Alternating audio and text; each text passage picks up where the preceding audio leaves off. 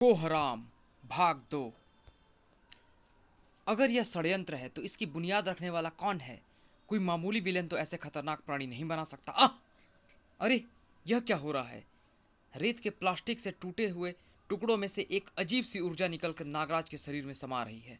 उफ! एक और हार।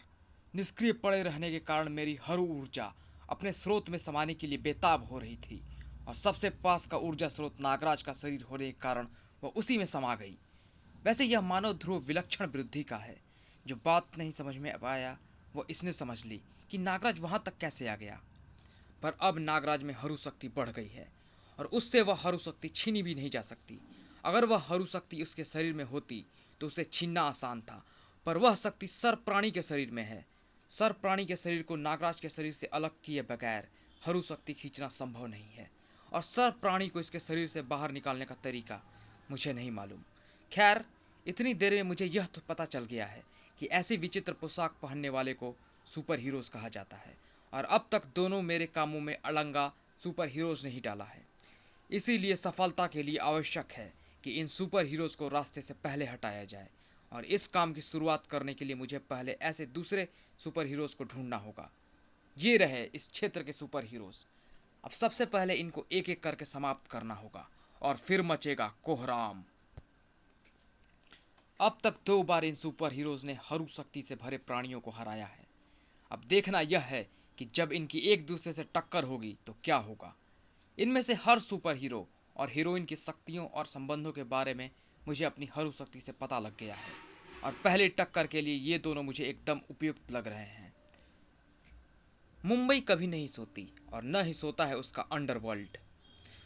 कई हफ्तों की मेहनत के बाद आखिरकार मुझे उस रहस्यमय डेटोनेटो का गुप्त ठिकाने का पता चल ही गया, जिसके द्वारा बनाए गए बम हमारे देश के कई इलाकों में फटकर जान माल का भारी नुकसान कर रहे हैं। शाबाश दोस्तों, तुम लोगों की जासूसी पर लगाना बेकार नहीं गया। खबर है इसने मानव बम बनाने में किसी नई तकनीक को खोज निकाला है, और उस तकनीक से बने मानव बमों को न तो ढूंढा जा सकता है और न ही पकड़ा जा सकता है। आखिर क्या हो सकती है ऐसी तकनीक? तकनीक सचमुच क्रांतिकारी थी। वाह डेटोनेटो वाह! आइंस्टीन के बाद एक तू ही पैदा हुआ है। क्या कमाल का काम सोचा है तूने। डेड बम यानी मृत शरीर का बम। दुनिया के सबसे खतरनाक विस्फोटकों में से एक है नाइट्रोग्लिसरीन, और नाइट्रोजन तथा ग्लिसरीन, ये दोनों ही तत्व मानव शरीर में मौजूद रहते हैं। मरने के बाद जब शरीर सड़ने लगता है तो ये तत्व भी आपस में मिलने लगते हैं, और मेरे कुछ और रसायनों के मिलाने के बाद ये मुर्दा बन गया है एक खतरनाक बम। अब इसे चलाना तुम्हारा काम है अघोरनाथ। जानता हूँ। ताजी कब्र पहचान कर उसमें से मुर्दे को खोद कर लाना भी तो अघोरनाथ का ही काम है। इस संसार में ऐसी सैकड़ों हजारों लाखों अतृप्त आत्माएं हैं जो हमारे संसार के पार नहीं जाती हैं। वे सभी रहने के लिए कोई न कोई ठिकाना ढूंढती रहती हैं। अपने आप मृत शरीर में घुस पाने की शक्ति तो उनमें नहीं होती, लेकिन अघोरनाथ किसी एक आत्मा को वह शक्ति देगा जो इस मुर्दे में घुसकर इसमें जान फूंक देगी। अघोरनाथ के दंड से तांत्रिक किरणें निकलकर अतृप्त आत्माओं का आह्वान करने लगी, और मुर्दा जी उठा। हा हा हा हा! वाह अघोरनाथ वाह! तू इस दुनिया का नंबर 2 बन गया है। नंबर 1 तो भगवान है ही। अब जा मेरे डेड बम, और ढूंढ ऐसी भीड़ भरी जगह को जहां पर तू फटे तो तेरे जैसे मरों की तादाद में बढ़ोतरी हो जाए। नहीं, ऐसा कभी नहीं होगा। धा डोगा तेरी मौत की दुकान को हमेशा के लिए बंद कर देगा, अभी और यहीं। याद कर डेटोनेटो, बरसों पहले जब एक बम तेरे चेहरे पर फटा था तो तेरे चेहरे का ये हाल हो गया था। जब डोगा के क्रोध का बम तुझ पर फटेगा तो तेरा क्या हाल होगा। च्यूम च्यूम! अघोरनाथ, रोक इसे, वरना कल को कोई हमारे शरीर को डेड बम बना रहा होगा। वैसे तो मृत विस्फोटक यानी डेड बम इसको आराम से रोक सकता है, पर उसको तुमने पहले ही यहाँ से जाने का आदेश दे दिया है। इसीलिए यह लड़ाई हमको ही लड़नी होगी, और यह लड़ाई लड़ेंगी ये अतृप्त आत्माएं जो शरीर न मिलने के कारण पहले से ही क्रोधित हैं। ओम ह्रीं क्लीं आत्माएं आह्वाम करोति। और अगले ही पल डोगा पर अनेक अदृश्य आकृतियां टूट पड़ी। यह एकाएक क्या हो रहा है? मुझे मुझे अपने ऊपर दबाव सा महसूस हो रहा है, जैसे मुझे कोई दबा रहा हो। मेरा शरीर, मेरे हाथ पैर मेरी इच्छा के अनुरूप काम नहीं कर रहे। मेरे मेरे हाथ मेरी गन को मेरी ही तरफ मोड़ रहे हैं। मैं इनको रोक नहीं पा रहा हूँ। डोगा की अपनी गन उसकी ही तरफ मुड़ने लगी थी और ट्रिगर दबने लगा। राजनगर में इस नई विपत्ति के कारण को ढूंढा जा रहा था। तुम्हारा कहना सही हो सकता है ध्रुव, यह एक सोचा समझा षड्यंत्र है, लेकिन इस अजीब ऊर्जा से इन जीवों को पैदा करने वाला कौन हो सकता है और इस विनाश के पीछे उसका क्या मकसद है? इन सवालों के जवाब तो वही दे सकता है नागराज, जिसने इन प्राणियों को पैदा किया है, और उसका पता सिर्फ तुम लगा सकते हो नागराज। मैं पता कैसे लगा सकता हूँ? देखो, जिसने भी इन प्राणियों की रचना की है उसके अंदर भी वही ऊर्जा भरी होगी जो इन प्राणियों के अंदर थी, और वही ऊर्जा अब तुम्हारे अंदर भी है। अगर तुम महानगर से इस ऊर्जा का आभास पाकर राजनगर तक आ सकते हो तो इसी ऊर्जा के आभास के जरिए उस तक भी पहुंच सकती हो जिसने उन प्राणियों को पैदा किया है। तुम सही कह रहे हो ध्रुव, मैं अभी कोशिश करता हूँ। नागराज ने ध्यान लगाया और दूर रेगिस्तान में मौजूद हरू चौंक उठा। अरे यह क्या? कोई हरू शक्ति मुझे ढूंढने की चेष्टा कर रही है। यह शक्ति अवश्य उस मानव नागराज की ही होगी। उफ, सारे वार उल्टे पड़ रहे हैं। अब सुपर हीरोज मुझे ढूंढने के लिए यहाँ पर अवश्य आएंगे, और मेरे पास पूर्ण जानकारी न होने के कारण मैं अभी उनसे सीधा टकराव नहीं चाहता। अब मैं यहाँ पर रुक नहीं सकता। वैसे कोई नया स्थान ढूंढना पड़ेगा। वैसे भी यहाँ पर रुकने का कोई फ़ायदा भी नहीं है। हरू के रूप में घिरा प्रोफेसर रमेश का शरीर ऊर्जा में बदलकर गायब होने लगा, और ध्यान लगाए नागराज को एक झटका लगा। अरे, अभी अभी तो मेरा किसी ऊर्जा धारक से संपर्क हुआ था, पर संपर्क होते ही संपर्क टूट भी गया। कहाँ पर नागराज? वह शक्ति कहाँ पर थी? राजनगर और महानगर के बीच के रेगिस्तान में। हम रेगिस्तान का छप्पा चप्पा छान मारेंगे नागराज, चलो मेरे साथ। डोगा को नो डोगा बनाने के लिए ट्रिगर को सिर्फ आधी दूरी और तय करनी थी। उफ उफ, कोई मुझ पर अमानवीय दबाव पड़ रहा है। अघोरनाथ ब्लफ नहीं मार रहा था। इतना असहनीय अदृश्य दबाव आत्माओं का ही हो सकता है, और इनसे मैं कैसे जीतूंगा? जितनी ताकत लगाकर मैं नाल को अपनी तरफ से दूर कर रहा हूँ, ये दुगनी ताकत से नाल को फिर मेरी तरफ खींच दे रहे हैं। एक ही रास्ता है अब। मैं ताकत लगाना बंद करके अपने शरीर को एकदम ढीला छोड़ दूँ, और मेरा ऐसे करते ही एक झटके से बंदूक उस तरफ घूम जाएगी जिस तरफ आत्माओं का दबाव पड़ रहा है। डोगा द्वारा हाथों को ढीला छोड़ते ही गन भी छिटक कर दूर जा गिरी। आहा, अब मैं इसी के गंध की गोलियां इसी के सीने में उतार दूंगा घोरनाथ। फिर हम इसका भी डेड बम बनाएंगे। इतनी मेहनत की जरूरत नहीं है डेटोनेटो, बंदूक वही गिरे रहने दे। अतृप्त आत्माएं तेरा ये काम बगैर बारूद की बदबू फैलाए ही कर देंगी। आत्माओं ने डोगा को दबोच लिया था। आह, मेरी हड्डियां कड़कड़ा रही है, मेरा दम भी घुट रहा है। ये मुझे पकड़े हुए हैं, पर मैं तो इनको छू भी नहीं पा रहा हूँ। इनसे लड़ूं भी तो कैसे? नहीं, लड़ना तो होगा, लड़ना होगा। मैं इनकी जमात में शामिल नहीं होऊंगा। इनको खत्म करने का एक रास्ता मुझे सूझ गया है, और उसके लिए मुझे अपनी गन तक पहुंचना होगा। डोगा के जबड़े भींच गए। लॉयन जिम में पसीने का दाम देकर मिली मांसपेशियां फड़क कर पत्थर जैसी कड़ी हो गई। 1 इंच की दूरी भी पार करना एक मील की दौड़ लगाने के समान था, लेकिन डोगा जान हार सकता था, हिम्मत नहीं। हाथ गन पर आ कसा, और इस सफलता से डोगा के शरीर में जोश की एक नई लहर दौड़ गई। अतृप्त आत्माओं का दबाव शरीर पे से हट गया, और यह दबाव दोबारा आ जाने से पहले ही पहली गोली लग चुकी थी। धाए! दंड पर टिकी खोपड़ी के परखच्चे उड़ गए, और आत्माओं के गायब होने के साथ ही अघोरनाथ की आत्मा भी उनमें जा शामिल हुई। च्यूम! डोगा डेटोनेटो की तरफ मुड़ा, लेकिन अरे, डेटोनेटो मौका का फायदा उठाकर भाग चुका है। लेकिन अब वह मुझसे नहीं बचेगा। मैं उसको देर सवेर ढूंढ ही लूंगा। फिलहाल तो मेरा पहला काम उस डेड बम को फटने से रोकना है, और उसको ढूंढना कोई मुश्किल काम नहीं होना चाहिए, क्योंकि बाहर पहरे पर तैनात मेरी कुत्ता फौज ने उसको जाते हुए जरूर देखा होगा, और वे उसकी महक सूंघते हुए मुझे वहां तक ले जाएंगे जहां पर वह डेड बम अपना आतंक फैलाने गया हुआ है। वो, वो। हाँ, हाँ, हाँ, हाँ।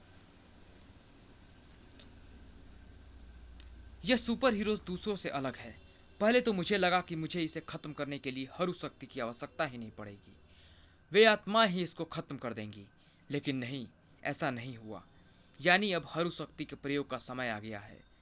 यह अभी एक मृत शरीर से उलझने जा रहा है, और एक मृत को अगर शरीर को अगर कोई दूसरा बचा सकता है तो सिर्फ दूसरा मृत शरीर। वातावरण में फैलती हुई हरू ऊर्जा एक लंबा सफर पल भर में पार करके रूपनगर के उस कब्रिस्तान में जा पहुंची। जहां पर दफन था एक जिंदा मुर्दा, एंथोनी गुंजाल्वेस। और एंथोनी की कब्र पर पुकार लगाने का मतलब था एंथोनी की आत्मा को मुर्दे के शरीर में प्रविष्ट कराकर जिंदा कराना। आह, आज यह क्या हो रहा है? मेरे कानों तक किसी मजलूम की चीख पहुंचने के बजाय एक रहस्यमय ऊर्जा घेरा मुझे जगा रहा है, और यह घेरा मुझे आभास दिला रहा है कि एक जान खतरे में है, एक मुर्दे की जान, और वह भी रूपनगर में नहीं बल्कि मुंबई में। यह ऊर्जा घेरा मुझे वहीं पर ले जा रहा है। मुंबई में रात के समय भीड़ भाड़ वाली जगह चुनिंदा ही होती है, जैसे रेलवे स्टेशन, एयरपोर्ट, बस अड्डे और नाइट बार और डिस्कोथिक। यहाँ जवान दिलों को नचाते हैं ताल पर, थिरकते पैर और मदहोश कर देते हैं। लेकिन आज यह मदहोशी का आलम बेहोशी के आलम में बदलने जा रहा था। आज की रात कत्ल की रात थी। ये रैन बसेरा नहीं है, भीख मांगनी है तो कहीं और मांगा। रंग बिरंगी रोशनियों में चमकता वह चेहरा हर थिरकते कदम को जड़ कर देने के लिए पर्याप्त था। What is this? डर के भागने का एक रास्ता उस भयावह आकृति ने रोक रखा था। लेकिन कुछ ही पलों में सबका डर दूर हो गया, क्योंकि वह शख्स भी उसी हंगामे में शामिल हो गया था। उफ, हम बेकार ही डर रहे थे। यह इसने ऐसा मेकअप किया हुआ है, but what a dancer boys. ये तो प्रभुदेवा की भी छुट्टी कर दे सकता है। लेकिन इसके मुंह, नाक और कानों से धुआं क्यों निकल रहा है? This man is a freak यार। डिस्को में ऐसे ही बनकर तो आने में मजा है। लेकिन तभी, यस, यही वह है। कुत्ते मुझे ठीक जगह पे ले आए हैं। हट जाओ, भागो, डिस्को खाली कर दो। ये इंसान नहीं, एक बम है, मुर्दा बम। उफ, डिस्को की तेज आवाज के कारण कोई मुझे सुन नहीं रहा। इस 5000 वाट की म्यूजिक से भी तेज आवाज पैदा करना पड़ेगा। धर धर धर धर धर धर धर धर, बड़ाम। बंदूक दगदे ही डिस्को में भगदड़ मच गई। हर कोई सबसे पहले दरवाजे तक पहुंचना चाहता था।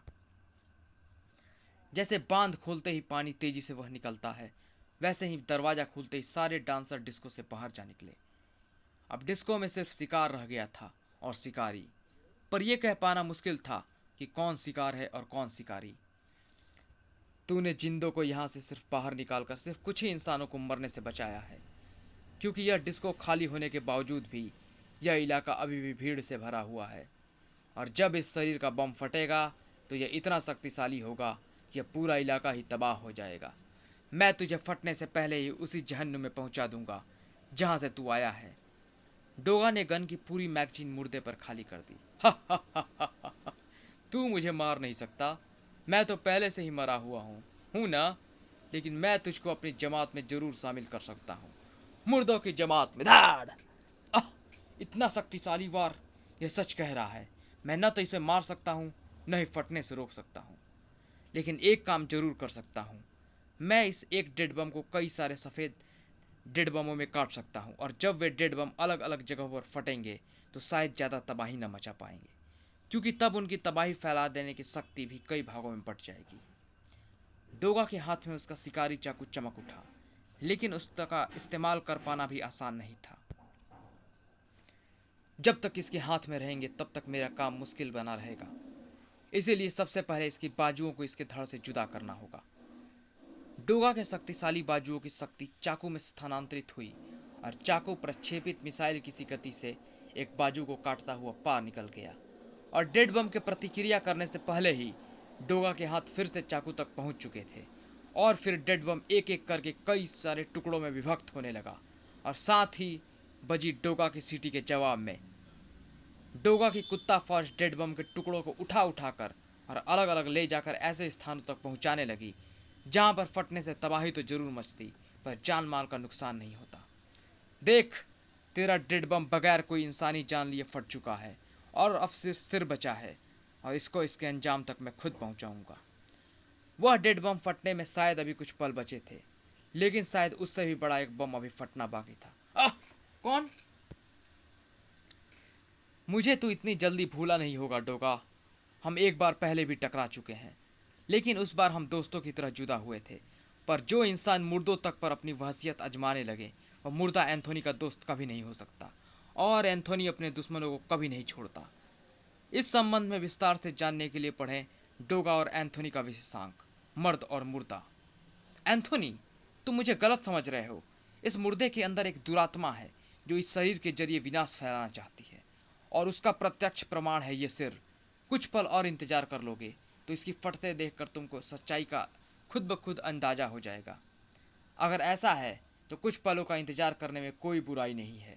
अभी दूध का दूध और पानी का पानी हुआ जाता है। इस दूध और पानी के चक्कर में रहोगे तो खून खराबा कैसे करोगे? तेरी डोर अब मुझे अपने हाथों में लेनी पड़ेगी एंथोनी। और अगले ही पल वह हुआ जिसकी एंथोनी ने कभी सपने में भी आशा नहीं की थी।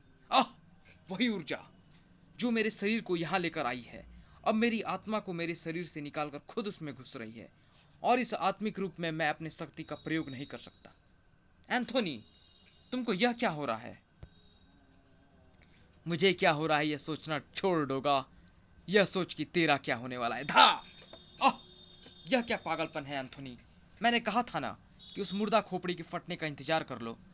इंतजार तो मौत तेरा कर रही है डोगा, और मौत तथा तेरे बीच का पुल बनेगा एंथोनी। मौत मेरे जरिए ही तुझ तक पहुंचेगी। एंथोनी बहुत शक्तिशाली है, इसके चंगुल से छूट पाना वैसे ही मुश्किल है, और इस थकी हालात में तो मेरे लिए यह काम असंभव है। इसलिए मुझे न चाहते हुए भी इसकी कमजोरी का इस्तेमाल करना पड़ेगा। नई मैगजीन से दगी उस गोली ने फायर हाइड्रेंट में ऐसे कोणों पर छेद कर दिया जिससे कि पानी की धार सीधे एंथोनी के शरीर पर गिरे, और पानी एंथोनी की कमजोरी थी, लेकिन हरी ऊर्जा ने एंथोनी के अंदर कुछ नई शक्तियां भी भर दी थी। आंखों से निकले हरू उष्मा का एक ही वार ने उस छेद को बंद कर दिया। यह क्या हो रहा है? मेरे शरीर के अंदर घुसी ऊर्जा ने उसे नई शक्तियां प्रदान कर दी हैं। मुझे अपने ही शरीर को निष्क्रिय करना होगा, वरना डोगा नहीं बचेगा। प्रिंस, तू यहाँ पर मेरा पीछा करता करता आ गया। वाह, अब तू ही मेरी मदद कर सकता है। मुझे तेरे शरीर को अपने कब्जे में लेना होगा। प्रिंस ने आत्मा रूप में भी एंथोनी को देख भी लिया, और उसकी बात भी समझ ली, और अपनी स्वीकृति भी दे दी। कुछ ही पलों में एंथोनी की आत्मा प्रिंस के अंदर समा चुकी थी। अब एंथोनी से मैं निपटूंगा, क्योंकि अपने शरीर को निष्क्रिय करने का मुझे वह तरीका पता है जो किसी और को नहीं पता, और वह तरीका है एंथोनी के दिल को बाहर निकाल लेना। दिल की धड़कन बंद होते ही एंथोनी का शरीर अपने आप निष्क्रिय हो जाएगा। अरे, ये कौवा तो एंथोनी का पालतू है प्रिंस, लेकिन फिर भी ये एंथोनी पर हमला कर रहा है। पालतू अपने मालिक को पहचानने में कभी भूल नहीं करते, यानी ये इसका मालिक नहीं है। एंथोनी के शरीर पर जरूर किसी और ने कब्जा किया है, और जब उसका पालतू कौवा उसे मारने से नहीं हिचक रहा, तो मुझे भी एंथोनी को खत्म करने में कोई हिचकिचाहट नहीं होनी चाहिए। लेकिन डोगा को फिलहाल कुछ करने की जरूरत नहीं थी, क्योंकि प्रिंस रूपी एंथोनी के शक्तिशाली चोंच प्रहार छाती में छेद करके दिल को बाहर खींच चुके थे। उफ! मेरी हर ऊर्जा एंथोनी के शरीर को कब्जे में लेने के बावजूद भी उसकी भावनाओं को कब्जे में नहीं ले पाई है। ये कौवा उसका पालतू है, इसलिए एंथोनी का शरीर उस पर वार नहीं कर रहा है। लेकिन मैं एंथोनी को भावनाओं को भी बदल कर रहूँगा। कौवे को मरना होगा, और इससे पहले कि प्रिंस की चोंच नसों को काटकर दिल को शरीर से जुदा कर पाती, एंथोनी की आंखें दहक उठी। आह! इतना भीषण वार! अगर इस वक्त प्रिंस के अंदर मेरी आत्मा ना होती तो प्रिंस परलोक सिधार गया होता। उफ! एंथोनी ने प्रिंस को बेहोश कर दिया है। अब जो करना है मुझे ही करना है, पर मैं क्या? ओह, समझ गया। अगले ही पल डोगा की गन गरज उठी, और गोलियों के धक्कों ने एंथोनी को पीछे की तरफ ढकेलना शुरू कर दिया। शिवी, मुझ पर अपनी गोलियां क्यों बर्बाद कर रहा है डोगा? मुर्दे गोलियों से नहीं, तंत्र मंत्रों से मरते हैं, और तुझ जैसे हिंसक को तो गायत्री मंत्र तक याद नहीं होगा। मेरा यह मंत्र यह गोलियों की आवाज़ है एंथोनी, और इसका असर तो तुझे अभी सामने नजर आ जाएगा। अरे, गोलियां खत्म। बदल ले, मैगजीन बदल ले, फिर मन भर के गोलियां दाग ले। मैं तेरा गोली भोज पेट भर कर खाना चाहता हूँ। दिल तो मेरा भी यही कर रहा है एंथोनी, पर क्या करूँ, इतना वक्त भी नहीं है, क्योंकि डेड बम की खोपड़ी फटने ही वाली है। फट गई। बम सचमुच शक्तिशाली था। धमाका एंथोनी के पेट को चीरता चला गया, और एंथोनी का शरीर शांत पड़ गया। वाह! अब मैं और डेड बम बनाऊंगा। मेरा डेड बम कामयाब रहा। डोगा का डर तो बहुत था, पर अपनी बम फटने का मजा देखने के लिए मैं अपने आप को रोक नहीं पाया। ओह! डोगा बच गया, और एंथोनी का शरीर निष्क्रिय होने के बाद से अब हर ऊर्जा ज़्यादा देर तक इसके शरीर में नहीं रहेगी। अब मैं क्या? अरे, यह तो वही मानव है जिसने यह मृत बम बनाया था। अब मैं इसकी खास जानकारी का प्रयोग करूंगा। डोगा के साथ साथ इस विशाल नगर को भी खत्म कर देने इसकी हर ऊर्जा की शक्ति देता हूँ, और वह ऊर्जा इसे बताएगी कि इसको अपनी जानकारी का प्रयोग कैसे करना है। ज्ञान इसका होगा, शक्ति मेरी, हरू शक्ति। हा हा हा हा।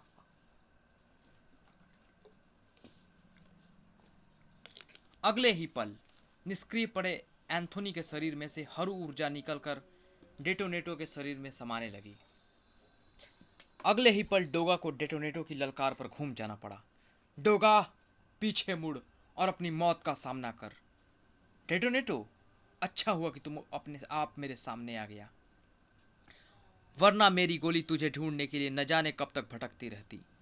अब तेरी आत्मा भटकेगी डोगा, पर तेरी आत्मा अकेली नहीं होगी, उसके साथ साथ पूरी मुंबई वासियों की आत्मा भटकेंगी। शमशान में बदल जाएगी मुंबई। वह किरण टकराते ही डोगा के होशो हवास विलुप्त होने लगे। आहा, मेरे शरीर में तेज जलन हो रही है। मेरी नसें मेरे शरीर से बाहर आ रही हैं। तूने मुझसे कहा था ना डोगा कि जब तेरे क्रोध का बम तुझ पर फटेगा तो मेरे चिथड़े उड़े जाएंगे। तो अब संभाल, तू एक चलता फिरता बम बन गया है, और इस बम का बारूद है तेरा क्रोध, जो सचमुच इतना तीव्र है कि जब तू फटेगा तो तेरा यह क्रोध बम पूरी मुंबई के जीवन को नष्ट कर देगा। एंथोनी की आत्मा अब तक वापस उसके शरीर में समा चुकी थी। मेरा शरीर जब भी क्षतिग्रस्त होता है तो अपने प्रतिद्वंदी के शरीर की मदद से ही फिर पूर्ण हो सकता है। इस बार डेड बम की खोपड़ी ने मेरे शरीर को पूरा कर दिया है, लेकिन अब डोगा को फटने से रोकना मेरी जिम्मेदारी है, और इसके लिए मुझे डोगा को बेहोश करना होगा। जैसे मेरे शरीर के निष्क्रिय होने पर तबाही रुक गई थी, वैसे ही शायद डोगा के शरीर के निष्क्रिय होने से क्रोध बम भी निष्क्रिय हो जाएगा। इसी वक्त मुंबई से बहुत दूर महानगर और राजनगर के बीच में फैले रेगिस्तान की आकाश पर अभी तक तो कुछ नजर नहीं आया। नागराज, तुम अपने दिमाग पर जरा जोर डालकर उस जगह के आसपास का कोई लैंडमार्क याद करो जहां से तुमको उस ऊर्जा धारक के होने के बारे में पता चला था। आह! क्या हुआ नागराज? मुझे संकेत मिल रहे हैं वो ऊर्जा फिर से गड़बड़ी फैला रही है, और इस बार यह गड़बड़ मुंबई में हो रही है। मुझे जाना होगा ध्रुव, मुझे जाना होगा। नागराज का शरीर एक बार फिर हवा में घुलने लगा, लेकिन ध्रुव को उधर ध्यान देने का मौका नहीं मिल पाया। उसको कुछ नजर आ गया था। रेगिस्तान के बीच में एक कार, शायद यहाँ पर से कोई क्लू मिले। ध्रुव तेजी से नीचे उतरा। कार तो खाली है, शायद कार का मालिक कहीं आसपास गया होगा। ध्रुव ने थोड़ी देर में पूरा इलाका छान मारा, लेकिन कार का मालिक तो कहीं भी नजर नहीं आया। पर ट्राईपॉड पर खड़ा यह कैमरा जरूर नजर आया है, यानी कार का मालिक कोई फोटोग्राफर है। कार का नंबर तो राजनगर का ही है।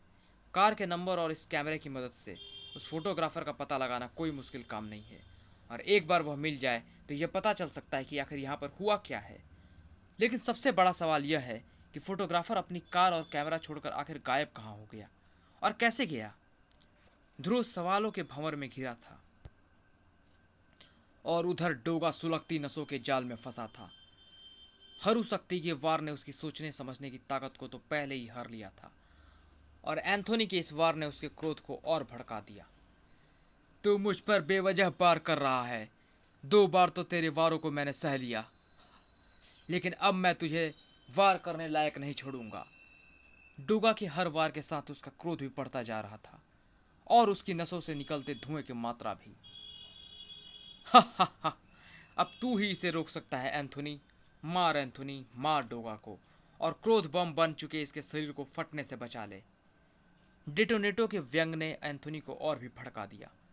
वह वार करने के लिए आगे लपका, लेकिन तभी किसी ने इसके पैरों को थाम लिया। सांप, नागराज, यानी नागराज यहाँ पर पहुंच चुका है। हाँ एंथोनी, मैं इस पागल के मुंह से तुम्हारा नाम सुन चुका हूँ, और तुम्हारे बारे में भी जानता हूँ। मुझे इसकी बातों से यह भी पता चल चुका है कि डोगा को इसने किसी तरह क्रोध बम में बदल दिया है, और डोगा का क्रोध तो पूरे दुनिया में प्रसिद्ध है। अगर डोगा का शरीर सचमुच फट गया तो इसके शरीर से निकली क्रोध तरंगे मुंबई को लाशों के शहर में बदल देंगी। नागराज के विस्फुंकार से डेटोनेटो बेहोश होकर नीचे आ गिरा, और निष्क्रिय होते ही उसके शरीर से हरू ऊर्जा निकलकर अपने सबसे पास के हरू ऊर्जा स्रोत यानी नागराज में समाने लगी।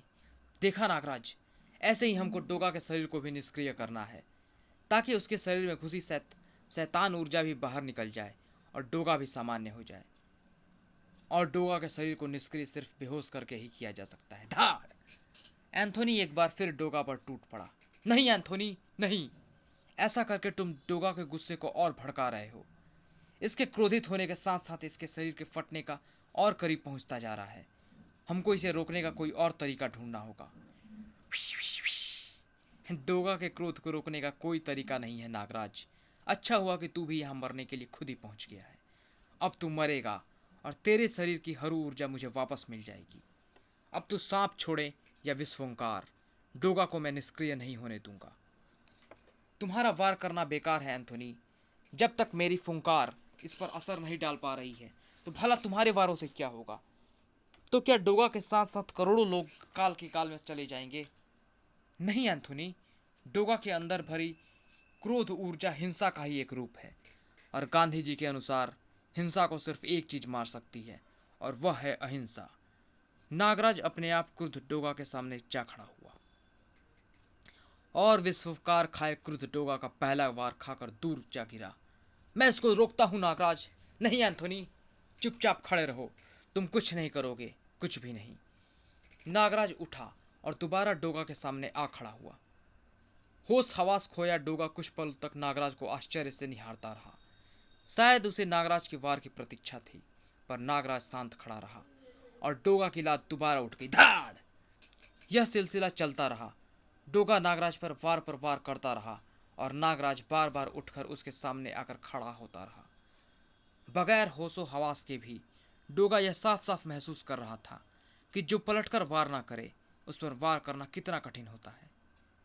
डोगा की क्रोधाग्नि के लावे को नागराज के संयम का पानी ठंडा कर रहा था। डोगा का क्रोध शांत हो रहा था। फूली नसों ने धुआं उगलना बंद कर दिया था और अब वे फूली नसें भी पिचक कर डोगा की मांसपेशियों के अंदर छिपती जा रही थी। क्रोध बम को अहिंसा ने डिफ्यूज कर दिया था। अब मैं और बर्दाश्त नहीं कर सकता। यह मेरी तीसरी हार है। देवों ने इस सृष्टि में मानव को बनाकर मेरा काम मुश्किल कर दिया है। ये मानव शक्ति के साथ साथ बुद्धि का भी प्रयोग करके हरु शक्ति को बार बार हरा रहे हैं। मुझे कोई ऐसा स्थान ढूंढना होगा जहां से मैं विनाश और फिर हरु सृष्टि का शुभारंभ कर सकूं। मैं हार नहीं मानूंगा। हरु शक्ति कभी हार नहीं सकती। मैं चाहूं तो एक झटके में वैसे ही इस पृथ्वी पर का पूरा जीवन तबाह कर दूं, जैसे करोड़ों साल पहले किया था। लेकिन अगर मैंने वैसा ही किया तो इस पृथ्वी पर हरु सृष्टि को भी पनपने में बहुत समय लगेगा और उस दौरान देवता भी कुछ गड़बड़ कर सकते हैं। यह खतरा मैं मोल नहीं लूँगा। इस बार तबाही के लिए ऐसी जगह को ढूंढना पड़ेगा जहाँ पर की गई तबाही से यह पूरा भूभाग ही डोल उठे और हरु शक्ति की थाक जम जाए। और मेरी हरु शक्ति बता रही है कि वह स्थान यह है जिसको यहाँ के सभी मानववासी दिल्ली नाम से पुकारते हैं। कैसा अजीब नाम है। मुंबई में फैलने वाला कोहराम अब अपना रुख भारत की राजधानी दिल्ली की तरफ कर रहा था और दिल्ली में अगर पत्ता भी हिलता है तो पूरा हिंदुस्तान हिल जाता है। राजनगर में इस कोहराम को रोकने के पूरे प्रयास किए जा रहे थे। कार के नंबर से इसके मालिक का पता तो चल गया है ध्रुव, लेकिन यह कार उसने अभी 2 दिन पहले ही किसी के हाथों बेच दी है।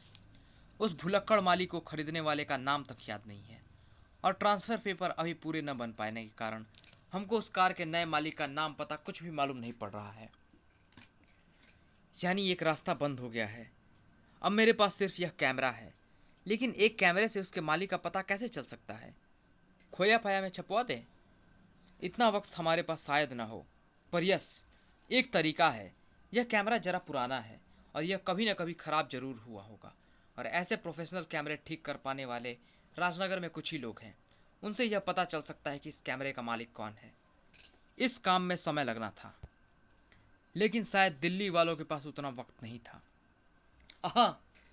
यहाँ पर कोहराम मचाने में मजा आएगा। अब तक मैंने जितने भी हरु शक्ति प्राणियों को सृष्टि का विनाश करने के लिए भेजा, उनको मानव देख सकते थे और इसीलिए उनसे लड़ सकते थे, लेकिन इस बार ऐसा हरु शक्ति धारक विनाश करेगा जो मानवों को नज़र ही नहीं आएगा। और इस बार मैं यह शक्ति प्रदान करूंगा किसी ऐसे मानव को जो खुद ही इस सृष्टि का विनाश करने की इच्छा रखता हो, और ऐसा मानव इस स्थान पर मिल सकता है। जिला कारागार। ऐसे मानव तो काफ़ी तादाद में उपलब्ध थे, लेकिन उनमें से कुछ मानव काफ़ी खास थे। यार, इस कैदी में ऐसी क्या खास बात है जो इसे अंधेरे में रखा हुआ है? न मोमबत्ती, न बल्ब, न ट्यूबलाइट। यह अल्फा मैन है। इसके लिए बल्ब बाहर जलता है क्योंकि इसमें आग लगाने का पागलपन है। बल्ब भी जलाएं तो क्या पता शॉर्ट सर्किट करके आग लगा दे। इसको तो हम माचिस की जली तीली तक नहीं देते। तुम लोग मुझे बंद करके नहीं रख सकते।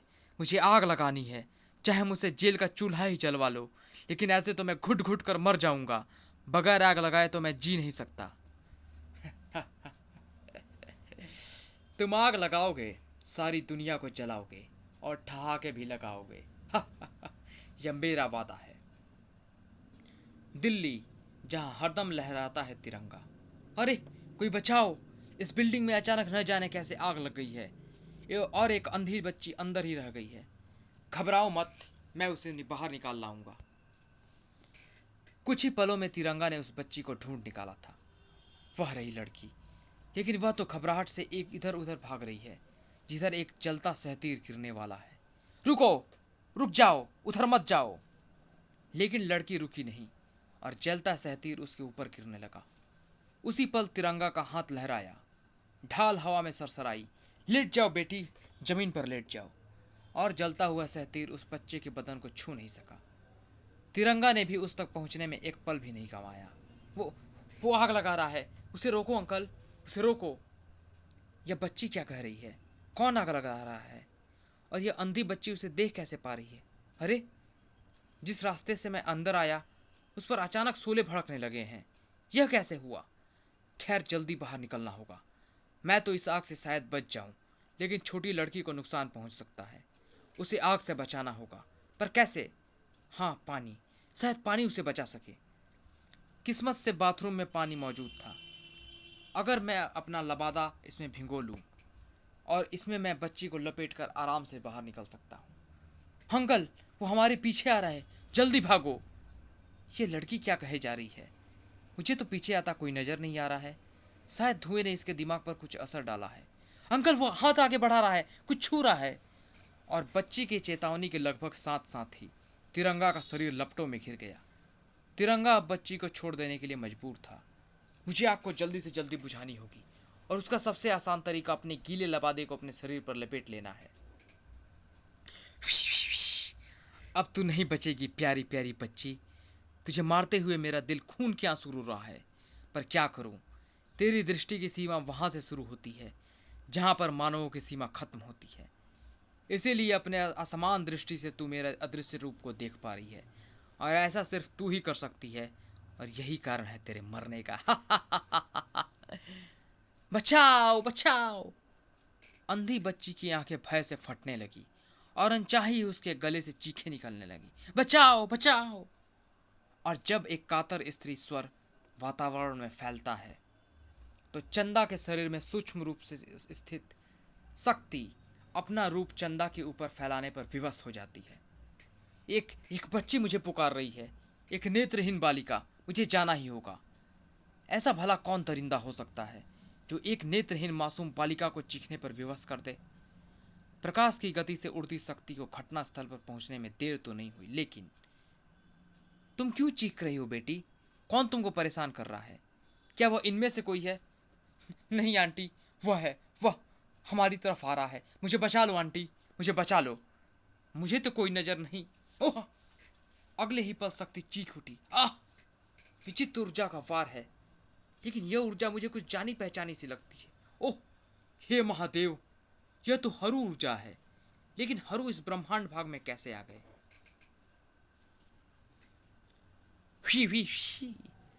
इस मानवी के अंदर तो देव ऊर्जा है और इसने हरू ऊर्जा के स्पर्श होते ही उसे पहचान लिया है।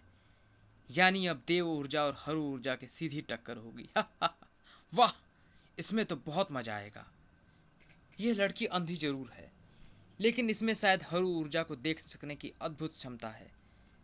आसपास अवश्य ही कोई हरू प्राणी है और वह अपने अदृश्य रूप को मेरी ज्वाला से नहीं छिपा सकता। शक्ति की अग्नि लहरों ने अल्फा मैन की अदृश्य आकृति को घेर कर स्पष्ट कर दिया। यह बच्ची सही कह रही थी। लेकिन अब तू अदृश्य नहीं है। अब मेरे साथ साथ तुझे सभी देख सकते हैं। अब ये तुझे भी देखेंगे और तेरे नष्ट होने के नज़ारे को भी।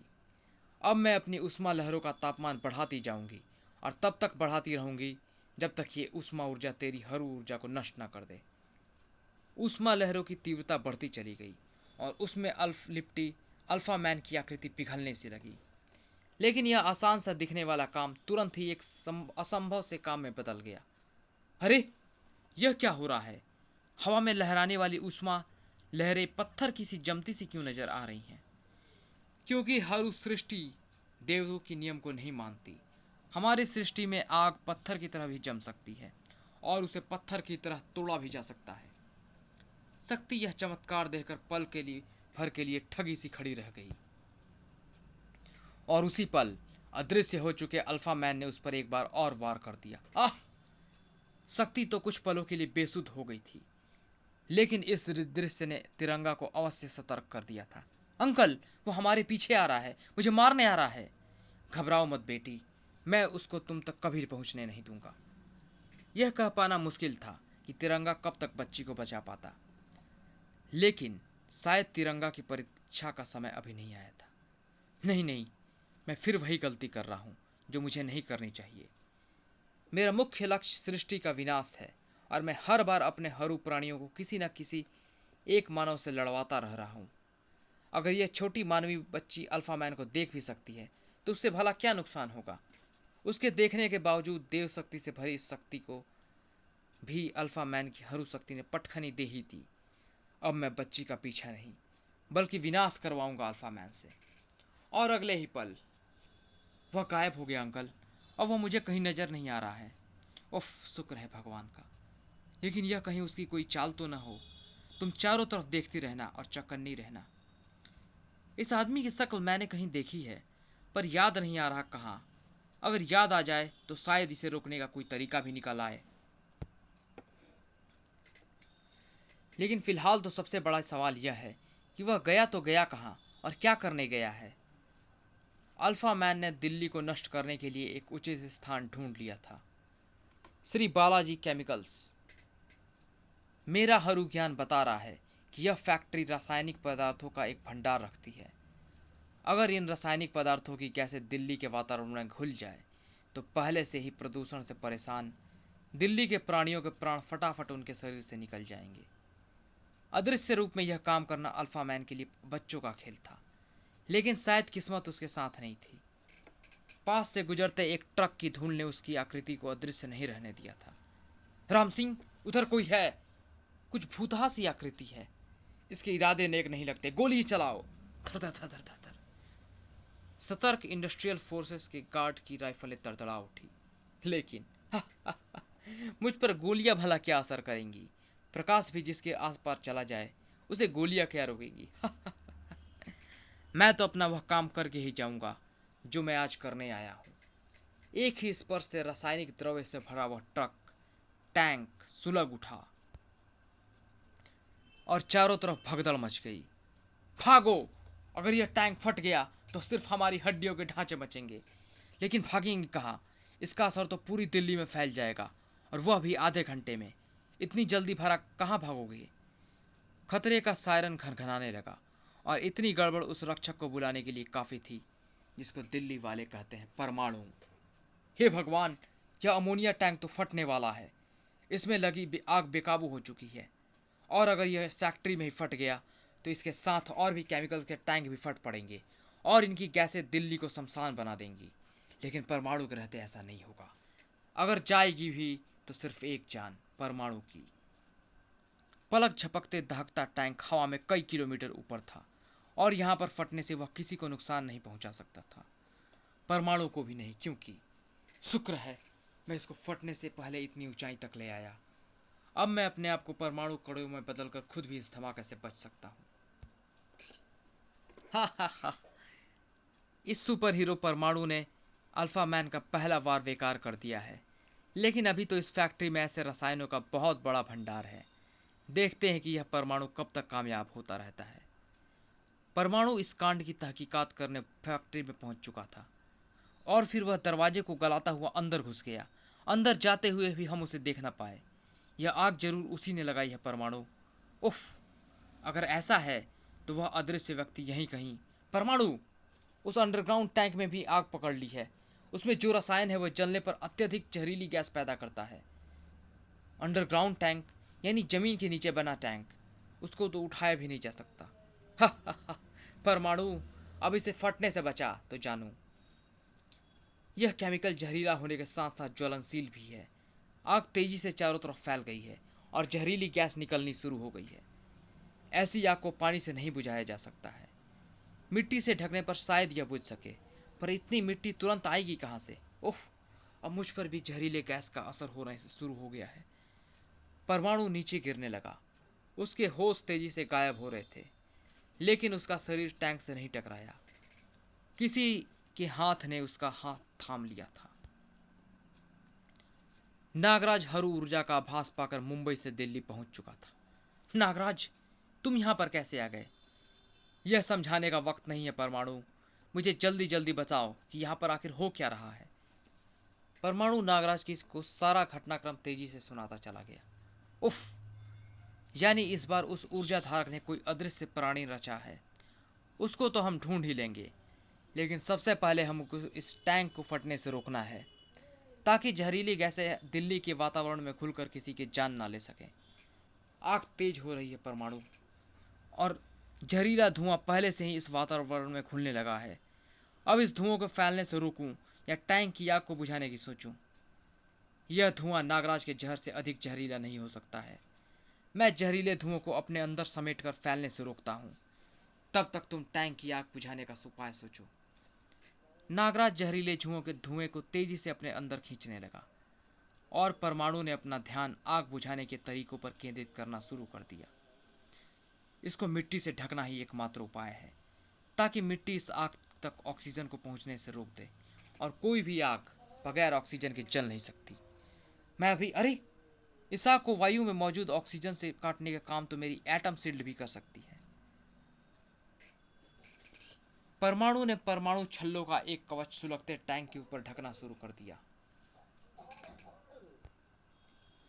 इसी दौरान तिरंगा के दिमाग में अल्फा मैन की शक्ल क्रौच चुकी थी। क्या संभव है तिरंगा? इस जेल से समय से पहले छूटने का सिर्फ एक ही तरीका है। किसी प्लेन को हाईजैक करो और फिरौती के रूप में बंद अपराधी को छुड़ा लो, और कोई तरीका नहीं है। और अल्फा मैन के लिए अभी तक किसी ने कोई प्लान हाईजैक नहीं किया है। वह तो यहीं पर बंद है, मेरा यकीन करो। मुझे यकीन है जेलर साहब, लेकिन फिर भी मैं अल्फा मैन को अपनी आंखों से देखना चाहता हूँ। तो लो, देख लो।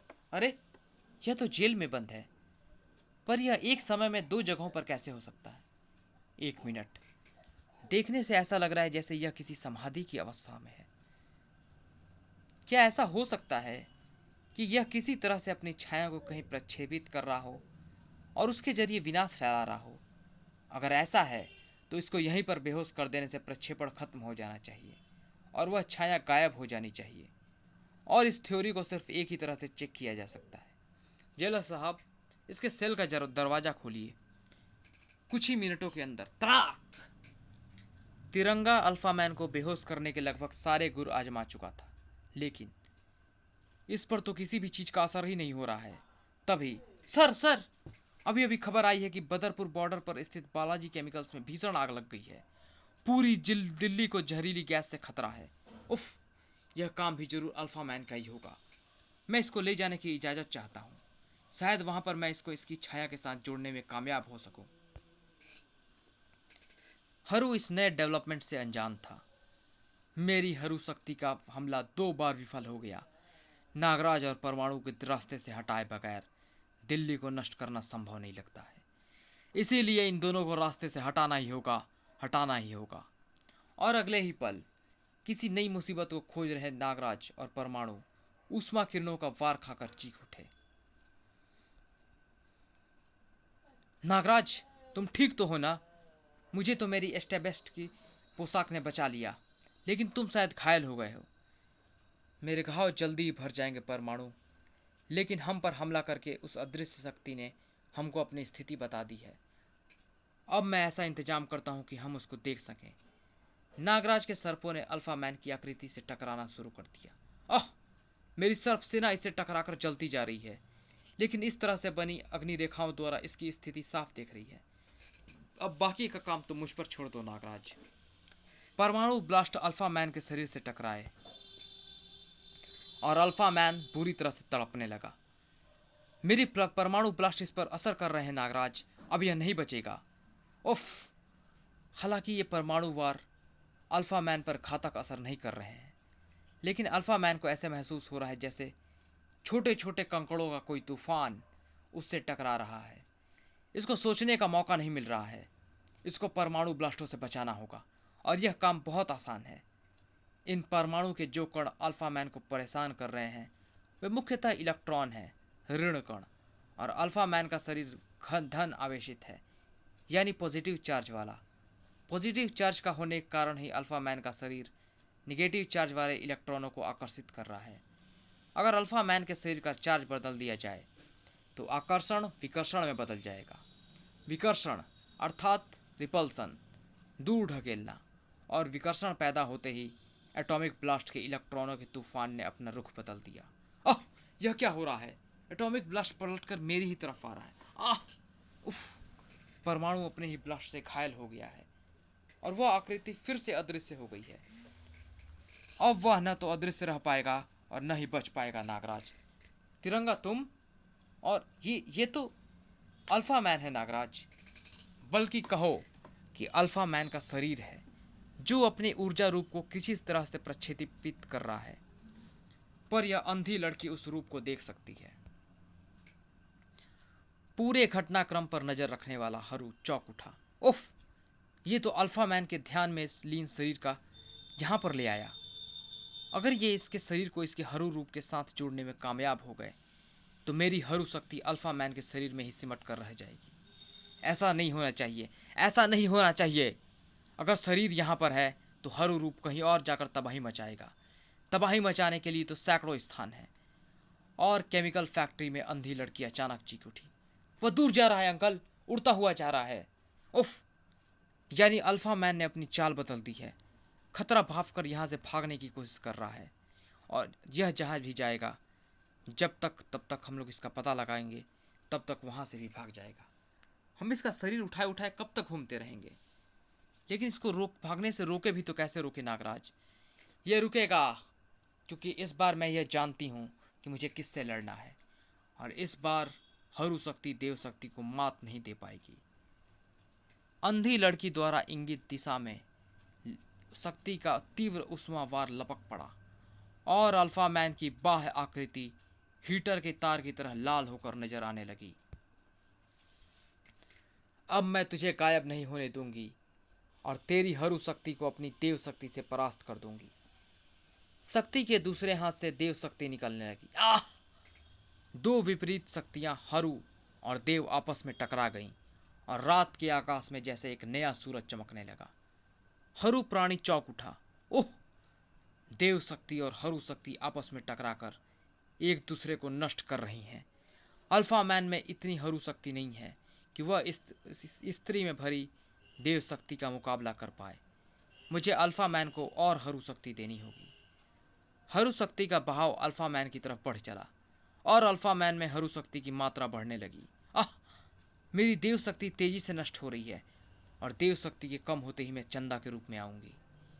यह रहस्य अगर खुल गया तो मैं चंदा के शरीर में वास नहीं कर पाऊंगी। मुझे वापस स्वर्गलोक जाना होगा। नहीं, ऐसा नहीं हो सकता। शक्ति असमंजस में पड़ रही थी और इसका फायदा उठाने में अल्फा मैन ने एक पल भी नहीं गंवाया। हरू शक्ति का एक प्रचंड वार शक्ति के शरीर से आ टकराया। आह! मुझे कुछ पल के लिए इस लड़ाई से हटना होगा, अपनी देव शक्ति को संभालना होगा, वरना खत्म हो जाएगी शक्ति और रह जाएगी सिर्फ चंदा। और वहीं पर परमाणु, तुम ठीक तो हो ना? क्या हुआ था तुमको? मैंने प्रोबोट से अभी अभी संपर्क किया था नागराज।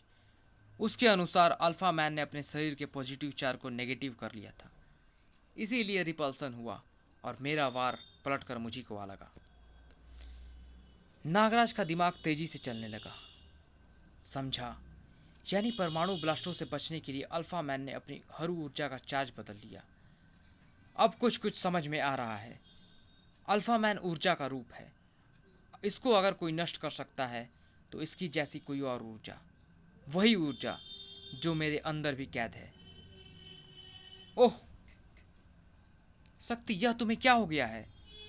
मैं शक्तिहीन हो रही हूँ नागराज। मुझे शक्तियाँ समेटने में कुछ पलों का वक्त लगेगा। अंकल, वह फिर दूर जा रहा है, यानी भाग रहा है, और इस बार उसे रोकने का हमारे पास कोई तरीका नहीं है। है तिरंगा, है परमाणु। यह लड़की जिधर इशारा कर रही है उस इस दिशा में परमाणु ब्लास्ट छोड़ो। उसका क्या फ़ायदा है नागराज? यह फिर अपनी ऊर्जा चार्ज, शरीर का चार्ज बदल लेगा और वह परमाणु ब्लास्ट मुझे ही खाना होगा। नहीं परमाणु, समझाने का वक्त नहीं है। जो मैं कह रहा हूँ वह करो। मेरे पास एक योजना है। परमाणु को नागराज पर पूरा विश्वास था। उसके ब्लास्ट की परमाणु धूल ने अल्फा मैन की अदृश्य हो गई आकृति को एक बार फिर स्पष्ट कर दिया। और फिर वही हुआ जिसका परमाणु को पूरा आभास था। हर ऊर्जा का चार्ज बदला और परमाणु अपना ही ब्लास्ट खाकर चीख उठा। आह! लेकिन अब तक नागराज अपनी योजना पर अमल करना शुरू कर चुका था। परमाणु ने अपना काम कर दिया है। अब मुझे अपना काम करना है। काम खतरनाक है, मेरी जान भी जा सकती है, लेकिन करोड़ों की जिंदगी बचाने के लिए मुझे अपनी जिंदगी को दांव पर लगाना ही पड़ेगा। अब मैं अल्फा मैन के बराबर की ऊंचाई पर पहुंच चुका हूं। अब जब मैं अपने शरीर को इच्छाधारी कणों में बदलूंगा तो उसमें मेरे शरीर में कैद हर ऊर्जा को भी मिश्रित होगी। जब मेरे यह हर ऊर्जा का रूप विपरीत हर ऊर्जा वाले अल्फा मैन के शरीर से टकराएगा तो दोनों ऊर्जाएं एक दूसरे को नष्ट करने लगेंगी और कोई एक ही रूप जिंदा बच पाएगा, या तो अल्फा मैन का या मेरा। जैसे बिजली के पॉजिटिव और नेगेटिव चार्ज वाले तारों के मिलने से चिंगारियां उड़ती हैं, वैसे ही चिंगारियां नागराज के इच्छाधारी रूप और अल्फा मैन के ऊर्जा रूप के टकराने से भी उड़ी। कुछ पलों तक दोनों के तड़पते हुए अदृश्य रूप चिंगारियों से चमकते रहे। किसी एक रूप को ही बचना था और यह रूप नागराज का था। ओफ! अल्फा मैन का हर रूप नष्ट हो गया। शक्ति के देव शक्ति वाले वारों ने इसके अंदर की हर ऊर्जा को इतना कम कर दिया था कि नागराज के अंदर की ऊर्जा उस पर भारी पड़ गई। यह शक्ति ही है इस हार का कारण। यह शक्ति इस ग्रहों पर देवों की प्रतिनिधि है। देव ऊर्जा भरी हुई है इसके अंदर। यह हमारे लिए खतरा बन सकती है। इसको नष्ट करना ही होगा, चाहे इसके लिए मुझे खुद ही क्यों न जाना पड़े। नहीं नहीं, मुझे ज़रूरत से ज़्यादा आत्मविश्वासी होने की ज़रूरत नहीं है, जाने की भी ज़रूरत नहीं है, क्योंकि मेरा एक हरू प्राणी तो मेरा काम करने के लिए वहाँ पर मौजूद है। नागराज! कमाल है, यह ख्याल मुझे पहले क्यों नहीं आया। नागराज से ज़्यादा खतरनाक हरू प्राणी तो कोई हो भी नहीं सकता, मैं भी नहीं। अभी नागराज पर मैं अतिरिक्त हरू शक्ति छोड़ता हूँ। दिल्ली में हरू शक्ति नष्ट होते ही इस शक्ति के कारण अल्फा मैन के शरीर से बाहर निकला उसका मानस रूप एक बार फिर अल्फा मैन के शरीर में समा गया और दोनों रूपों के एक होते ही तिरंगा ने उसके दिमाग को बेहोशी के गर्त में डुबा दिया। यह खतरा भी टल गया, लेकिन हमको बहुत होशियार रहना होगा, क्योंकि इन प्राणियों को बाराने वाला बार बार हो रही अपनी हार से बौखला गया होगा। अब की बार उसका वार बहुत भीषण होगा। उसको ये मौका नहीं मिलेगा। ये हरू शक्ति है नागराज, देव शक्ति की प्रतिद्वंदी। वे पृथ्वी पर अपनी सृष्टि फैलाना चाहते हैं, लेकिन मैं उसको यह मौका दूंगी नहीं। मैं उसे ढूंढ सकती हूँ और उसके बाद उसे इस लायक नहीं छोड़ूंगी कि वह कोई वार कर सके। तभी नागराज से हरू शक्ति जा टकराई। आह! अचानक से शरीर में बढ़ गई हरू ऊर्जा की इस मात्रा से नागराज संभल नहीं पाया। ये क्या हो रहा है? नागराज का ये रूप क्यों बदल रहा है? इस पर हरू शक्ति का वार हुआ है परमाणु। इसके अंदर पहले भी हरू शक्ति थी। कैसे, यह मुझे नहीं पता, लेकिन मुझे उसका आभास हो रहा था। तू इस ग्रह पृथ्वी पर देव शक्ति की प्रतिनिधि है न शक्ति, और अब मैं हरू शक्ति का प्रतिनिधि हूँ। तुझे समाप्त करके मैं ये सिद्ध कर दूंगा कि हरू से देव शक्ति टक्कर नहीं ले सकती। तू नागराज के माध्यम से जो कुछ भी कह रहा है हरू, उसे करके दिखा। तेरे कुछ कर पाने से पहले ही मैं नागराज के अंदर भरी तेरी हरू शक्ति को अपनी देव शक्ति से काट दूंगी। तू भूल रही है शक्ति कि तेरी देव शक्ति का एक बड़ा हिस्सा अल्फा मैन से लड़ने में नष्ट हो चुका है, और जो कुछ भी थोड़ी बहुत देव शक्ति तेरे अंदर बची है वह नागराज की हरू शक्ति का मुकाबला नहीं कर सकती। आह, इस हरू के पास तो हरू शक्ति का भंडार है और मेरी देव शक्ति सीमित है। मुझे नष्ट हुई देव शक्ति फिर से प्राप्त हो जाएगी, लेकिन उसके लिए मुझे थोड़ा और वक्त चाहिए। वो वक्त तुझे हम देंगे शक्ति। हम नागराज को तब तक रोक कर रखेंगे जब तक तुम्हारी पूर्ण शक्ति वापस नहीं आ जाती। इसे सिर्फ रोकना ही नहीं है तिरंगा, बल्कि इसमें समाई हरू शक्ति को नष्ट भी करना है। यह शक्ति धीरे धीरे नागराज पर हावी हो रही है। थोड़ी देर में नागराज पूरी तरह से हरू बन जाएगा। नागराज को रोकना वैसे भी मुश्किल था और अब तो हरू शक्ति ने उसे अजेय बना दिया था। उफ, इतने भीषण वार को भी नागराज आराम से झेल गया। मैं नागराज पर और ज्यादा घातक वार नहीं कर सकता, क्योंकि ऐसा कोई भी वार नागराज को ही नुकसान पहुंचाएगा। हरू शक्ति को खत्म करने के चक्कर में हमारा दोस्त नागराज ही खत्म हो जाएगा।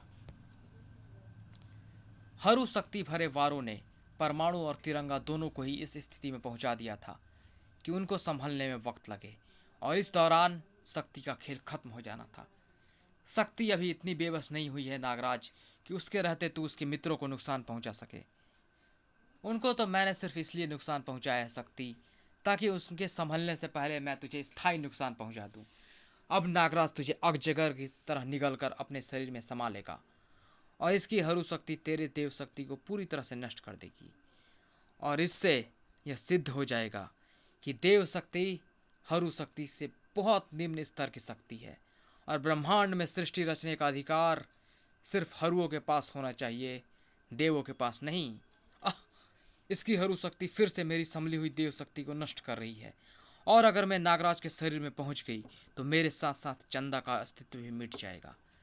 जिसके जरिए मैं दूसरों की रक्षा करती हूँ, मैं उसी की रक्षा नहीं कर पाऊंगी। घबराओ मत शक्ति, हम तुमको कुछ नहीं होने तो तब नहीं देगा ना जब तू नागराज तक पहुंच पाएगा। परमाणु वार तो मैं भी कर सकती हूँ। परमाणु अपनी तीसरी आंख से नागराज को भस्म कर सकती हूँ, लेकिन यह तो हरू की ही जीत होगी और हमारी हार। कोई और तरीका सोचो, वह भी जल्दी। शक्ति के अनुसार नागराज पहले भी हरू ऊर्जा को अपने अंदर समेट चुका है। यह काम वह दोबारा भी कर सकता है। अपने ऊपर हावी हो रही हरू ऊर्जा पर वह खुद भी हावी हो सकता है। सिर्फ उसकी आत्मा को झंझोरने की जरूरत है। हम ऐसा कैसे कर सकते हैं जिससे नागराज की आत्मा चीख उठे? मैं कर सकती हूँ अंकल। नागराज अंकल बच्चों से बहुत प्यार करते हैं, वे मेरी बात जरूर मानेंगे। बताइए बताइए वो किधर हैं? ये अंधी बच्ची फिर टांग अड़ा रही है, नागराज की भावनाओं को उकसा रही है।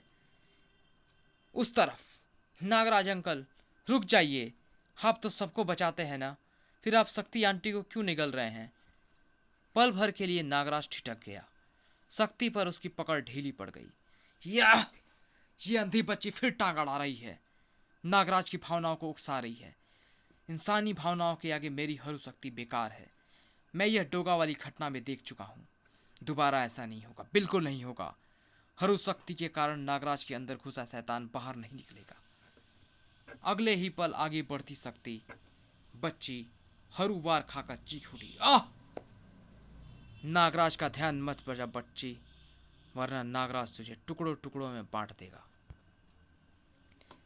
नागराज ने जिंदगी में पहली बार आज किसी मासूम पर वार किया था। बच्ची के शरीर पर भी चोट लगी थी और दिल पर भी, और बच्चों के साफ दिल की बात जुबान पर भी तुरंत आ जाती है। हाँ, आपने मुझे क्यों मारा नागराज अंकल? मैं तो कोई शैतानी भी नहीं कर रही थी। आपने कभी किसी की जान नहीं ली है नागराज अंकल। सभी ऐसा कहते हैं। आपने कसम खाई है, फिर आप शक्ति आंटी को मार कर अपनी कसम क्यों तोड़ रहे हैं नागराज अंकल? अपनी कसम मत तोड़ो अंकल, मत तोड़ो। मासूम बच्चे की सिस्कारियाँ तो पत्थर तक को धड़का सकती है। फिर ये तो नागराज का दिल था, जो शैतानों के लिए तो पत्थर था, लेकिन बच्चों के लिए मोम से भी मुलायम था। सिस्कारियों के साथ साथ अपनी कसम याद दिलाने की अदा ने नागराज की उस शख्सियत को झंझोर डाला था, जो हरू शक्ति के बोझ तले दबी थी। लेकिन अब नागराज को कोई ताकत दबा नहीं सकती थी। जो तिरंगा ने सोचा था ठीक वैसा ही हो रहा था। नागराज की अंतरात्मा को हिला डालने वाली घटना घट चुकी थी और नागराज की अदम्य इच्छा शक्ति हरू शक्ति पर हावी हो रही थी। नागराज सामान्य हो रहा था। वाह बेटी, मान गए तुझे। तूने जैसा कहा था वैसा ही कर दिखाया। ओफ, ये इंसानी भावनाएं क्यों इतनी शक्तिशाली होती हैं? ये इंसानी भावनाएं। एक बच्ची की सिसकी ने मेरी हरू शक्ति को दबा डाला। हार गया मैं। हार गई हरू शक्ति इस सृष्टि के मानवों से। लेकिन अगर हरू शक्ति हारेगी तो देव शक्ति को भी हारना होगा। हरू अगर डूबेंगे सनम तो देवों के भी ले डूबेंगे। मैं नष्ट कर दूंगा इस देव सृष्टि को। ऐसा विनाश, ऐसा कोहराम मचाऊंगा कि यहाँ पर दोबारा कभी कोई सृष्टि पनप ही नहीं पाएगी। नष्ट हो जाएंगे मानव और सारी अन्य जीवित प्रजातियाँ। ये जमीन पर चलने वाले पशु, पानी में तैरने वाली मछलियाँ, हवाओं में उड़ने वाले पक्षी, ये सारे पेड़ पौधे वनस्पतियाँ, सब कुछ, हर जिंदा चीज़ नष्ट हो जाएगी। अरे अरे, मैंने अभी अभी क्या कहा? पेड़ पौधे और वनस्पतियाँ? इनमें भी तो जीवन होता है, परंतु इच्छा शक्ति इनमें न के बराबर होती है और ये किसी भी अन्य जीवित प्रजाति से कई गुना अधिक शक्तिशाली होते हैं। ये करेंगे मेरा काम, ये मचाएंगे कोहराम। लेकिन इनका तो सबसे बड़ा दुश्मन मानव ही है। उसने हर जगह के पेड़ पौधे काट दिए हैं। अब इतने तादाद में मुझे पेड़ पौधे कहाँ मिलेंगे जिनसे मैं कोहराम मचवा सकूं? हाँ, वह स्थान मुझे नजर आ रहा है। यहाँ पर पेड़ों का एक विशाल समूह है। मानव इसे जंगल कहते हैं। लेकिन इस स्थान का नाम क्या है? हाँ, असम। असम कहते हैं इसको। अब आसाम से शुरू होगी इस सृष्टि की शाम। अंत की शुरुआत होगी असम से। असम प्रकृति की गोद में पलता एक मनोरम, शांत मगर विस्फोटक प्रांत, जिसकी राजधानी गुवाहाटी के चांद से चेहरे पर आतंकवादियों और अलगाववादियों ने दाग लगा रखा है।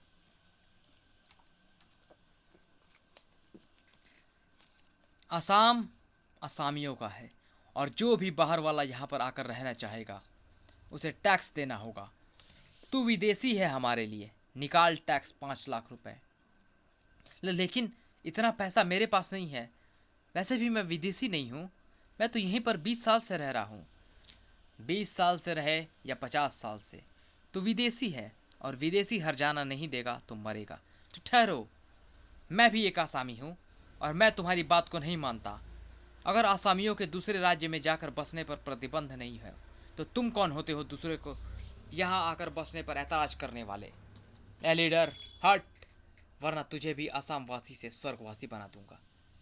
पैसे नहीं है तो मरने के लिए तैयार हो जा।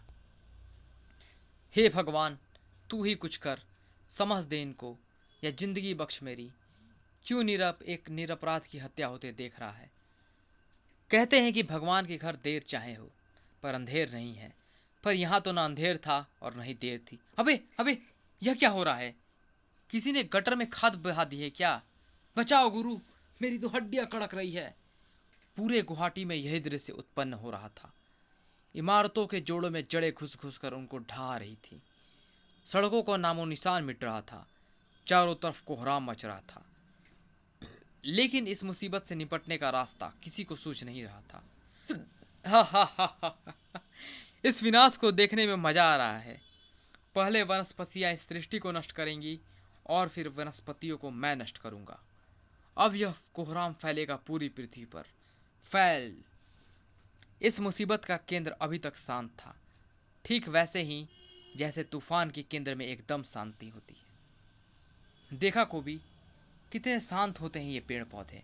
इनमें भी जीवन होता है, लेकिन ये सिर्फ देते हैं, मांगते कुछ भी नहीं, किसी को नुकसान नहीं पहुंचाते।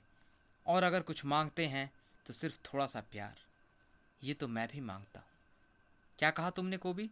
कुछ नहीं, मैं तो यूं ही बड़बड़ा रहा था। अरे, अब क्या हुआ? इस पौधे ने मुझे चूमा अभी अभी, सच्ची। शायद ये तुम्हारे प्यार का जवाब प्यार से देना चाहता होगा। चलो, कम से कम इसने तुम्हारा हाथ तो नहीं पकड़ा। कोबी! जेन, अब क्या? अरे, कहाँ गायब हो गई? तुम कहाँ हो जेन? मैं यहाँ हूँ कोबी। इस पेड़ ने मुझे जकड़ कर उठा लिया है। कोबी से कंपटीशन कर रहा है, अभी बताता हूँ इसको। लेकिन इससे पहले कि कोबी कुछ कर पाता, उसके शरीर से भी जटाएं आकर लिपट गई। आह! यह क्या हो रहा है? अक, असंभव सच नजर आ रहा है। जटाएं मेरे गले पर आकर कस गई है। मैं, हे भेड़िया देवता, मदद भी नहीं चिल्ला सकता। अक, अब क्या करूं? हाँ, अपनी पूंछ जरूर बढ़ा सकता हूँ और अपने शरीर को इस पेड़ के तने के पास ले जा सकता हूँ जिसके जटाएं मुझे जकड़े हुए हैं। और एक बार मैं इस पेड़ तक पहुंच जाऊं तो गदा या बगैर गदा इस पेड़ की शाखाएं पकड़कर इसको ऊपर से नीचे तक चीर कर रख दूंगा। चाक! पेड़ के चिरते ही कोबी पर से भी जटाओं की पकड़ ढीली हो गई और जेन पर से भी। यकीन नहीं होता, इतनी भीषण शक्ति! यह प्राणी देव सृष्टि का नहीं लगता। इसको अवश्य हरु और देव शक्ति के अलावा किसी तीसरी शक्ति ने रचा है। लेकिन यह रक्षा तो पृथ्वी की ही कर रहा है ना। देखते हैं यह हरु शक्ति से कैसे निपटता है। जेन, कोबी! अब क्या हुआ? जरा सा मैं तुमसे मिलने क्यों चला आया जेन? पेड़ पौधे इंसान सबको तकलीफ होने लगी है। अगर ये भेड़िया हुआ तो कसम गदा की आज मैं उसे जिंदा नहीं छोड़ूंगा। लेकिन आने वाला भेड़िया नहीं, कोई और था। फूजो बाबा, आज भेड़िया भेड़िया छोड़कर कोबी कोबी क्यों चिल्ला रहे हो? क्योंकि भेड़िया 7 कबीलों की शांति सभा में गया हुआ है। 2 कबीलों का झगड़ा मिटाना है। छोड़ो ना कोबी, पर आप हमको ढूंढते हुए क्यों चले आए बाबा? क्योंकि इस संसार पर मुसीबत टूट पड़ी है जेन, और वो भी हमारे जंगल के कारण। हमारे जंगल में पाए जाने वाले पेड़ों की जड़ें यहाँ से हजारों किलोमीटर दूर तक शहरों तक पहुँच चुकी हैं और वे इमारतें और सड़कें तोड़कर नगरों को तबाह कर रही हैं। यह आपको कैसे पता चला? कई पक्षी अलग अलग स्थानों से यह सूचना लेकर मेरे पास आए हैं, लेकिन इस मुसीबत का कारण मैं खोज नहीं पा रहा हूँ।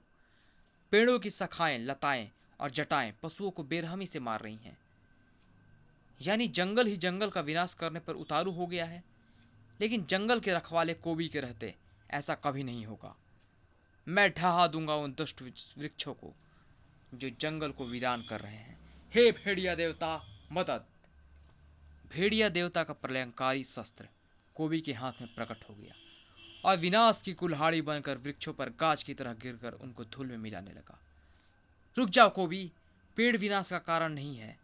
कारण है इनमें आ गई वह अद्भुत शक्ति जो इनसे ऐसा काम करा रही है। तो बताओ, किसने डाली है यह शक्ति जंगल के वृक्षों में? मैं उसकी खोपड़ी फोड़कर उसकी सारी शक्ति निकालूंगा। मैं उसी का पता कर रहा हूँ कोबी। हर पशु पक्षी से पूछ रहा हूँ कि उन्होंने ऐसी कोई अजीबोगरीब वस्तु देखी है क्या जो वृक्षों को विनाश फैलाने वाली शक्ति दे रही है। अरे, यह सांप मेरे ऊपर क्यों चढ़ रहा है? मैं अभी इसका फन इसके धड़ से जुदा कर देता हूँ। नहीं कोबी, यह मुझे कुछ बता रहा है। उफ! हाँ बोलो। हाँ, समझा। तुम घबराओ मत, सब ठीक हो जाएगा। इस सांप ने क्या बताया फूजो बाबा? कुछ अद्भुत हो रहा है जेन। जमीन के बहुत नीचे रहने वाले इस अंधेरिया सर्प ने बताया कि सभी पेड़ों की जड़ें तेजी से एक ही दिशा में बढ़ रही हैं। वे कहाँ जा रही हैं इसका तो सर्प को पता नहीं था, लेकिन यह पता है कि वे जड़ जहाँ कहीं भी जा रही हैं वहीं पर उस अद्भुत शक्ति का वास है। अब उस स्थान का पता कैसे चलेगा? बहुत आसान है फूजो बाबा। सभी पेड़ों की जड़ें एक ही दिशा में जा रही हैं ना, तो इस पेड़ की जड़ें भी वहीं जा रही होंगी। अभी उखाड़ लेता हूँ इस पेड़ को और इसकी जड़ को वहाँ तक उखाड़ता चला जाऊँगा जहाँ तक मुझे इसका अंत नहीं मिल जाए। तुम्हारा तरीका भी तुम्हारी ही तरह है, हिंसक है कोबी, पर है कारगर। और इसी वक्त राजनगर में कैमरा रिपेयर सेंटर, हमारे यहाँ हर प्रकार के कैमरे ठीक किए जाते हैं। ये कैमरा? हाँ हाँ, इसे मैंने ही देखा तो है, शायद ठीक भी किया है। अभी पुरानी रसीद बुकें चेक करता हूँ, उसमें इसको ठीक करने की रसीदें भी होंगी और इसके मालिक का नाम पता भी। गुड, ज़रा जल्दी चेक कीजिएगा प्लीज़। लेकिन इसमें तो रील भरी हुई है, एक्सपोज्ड, खींची हुई, इसका क्या करना है? श्वेता, यह रील ले जा और इसको तुरंत डेवलप करा। शायद इसके अंदर ऐसी कोई चीज़ हो जिससे हमको मदद मिल सके। ओके भैया, लेकिन तुम ढूंढ क्या रहे हो, मुझे बताते क्यों नहीं? तेरी समझदारी से ज़्यादा बड़ी बात है बच्चे, तेरे दिमाग में आएगी नहीं। तुझे जैसा कह रहा हूँ ना, बस वैसा ही कर और मुझसे स्टार ट्रांसमीटर पर कांटेक्ट कर लेना। अब फटाफट जा। और वहाँ से हजारों किलोमीटर दूर असम के जंगलों में ये जड़ यहाँ तक आकर ख़त्म हो रही है, इस पेड़ के पास। ऐसे देखने में तो यह पेड़ सामान्य सा ही लग रहा है, फिर सारी जड़ें इस तक क्यों आ रही हैं? क्योंकि जो कुछ भी गड़बड़ है वह जमीन के अंदर है जेन। लेकिन अंदर जाने का रास्ता कहीं नहीं है। फूजो बाबा, है। ये जड़ इतनी मोटी है कि अगर मैं इसको जड़ से उखाड़ दूं तो इतनी चौड़ी सुरंग तैयार हो जाएगी जिसमें मुझ जैसा मुष्टंडा भी आराम से घुस सके। अब मैं देख कर आता हूँ कि इस मुसीबत की जड़ में क्या है। भेड़िया का शरीर मिट्टी की भुरभुरी दीवारों से टकराता हुआ नीचे फिसलता चला गया और थोड़ी देर बाद ही उसका फिसलना तो रुक गया, लेकिन आंखों का फटना नहीं रुका। सामने दिख रहा दृश्य था ही इतना विस्मयकारी। आश्चर्य है, यकीन नहीं होता। चारों तरफ से विभिन्न वृक्षों की जड़ें आकार आकर इस बड़ी सी चमकती गांठ में जुड़ी हुई है, और इस हलचल के कारण यहाँ की मिट्टी इतनी हट गई है कि उसके द्वारा बनी जगह में मैं आराम से खड़ा हो सकता हूँ। अब मेरा एक ही काम है, इस गांठ में चमकती दुष्टता भरी है, उसको गांठ की खोपड़ी तोड़कर बाहर निकालना। और यह काम मेरी दिव्य गदा बड़ी सुगमता से कर सकती है।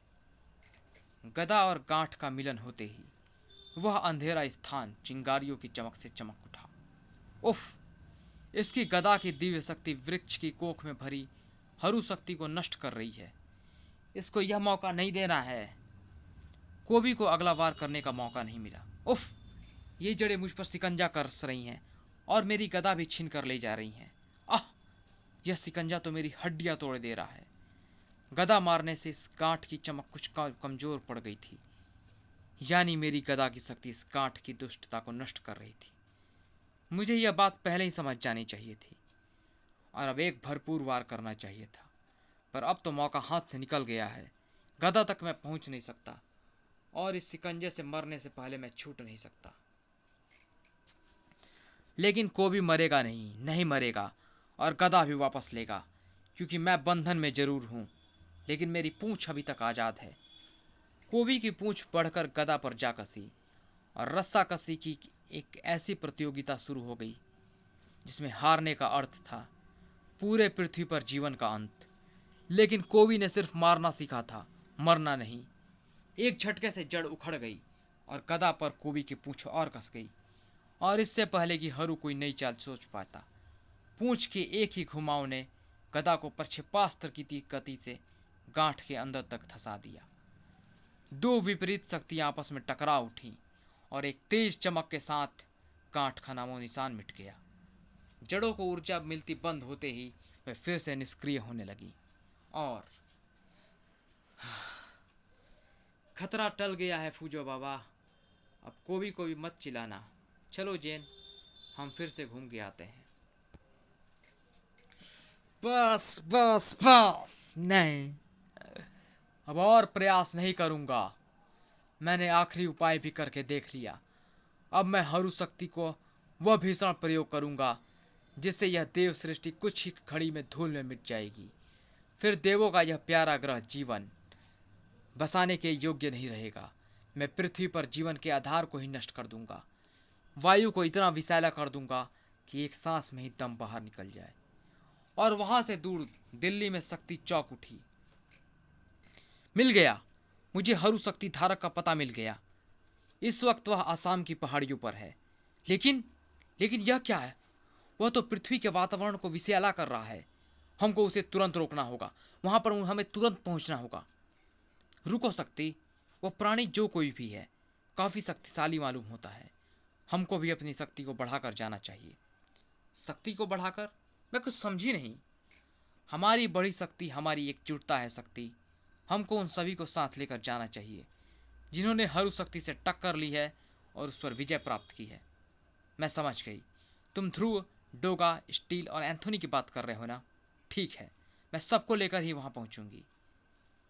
कुछ ही पलों में तिरंगा और नागराज शक्ति के अनोखे यान में एक तरफ बढ़ रहे थे। राजनगर में मिल गया ध्रुव। यह कैमरा हमारे यहाँ ही ठीक हुआ है। मालिक का नाम रमेश खन्ना है।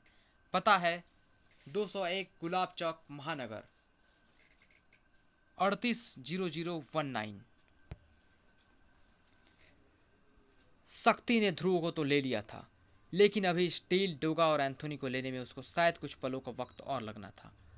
और इस दौरान पृथ्वी का वातावरण तेजी से विषैला हो रहा था। आह, कोबी, जीन, ये तुम्हें क्या हो रहा है? हवा में ये अजीब सी महक कैसी है?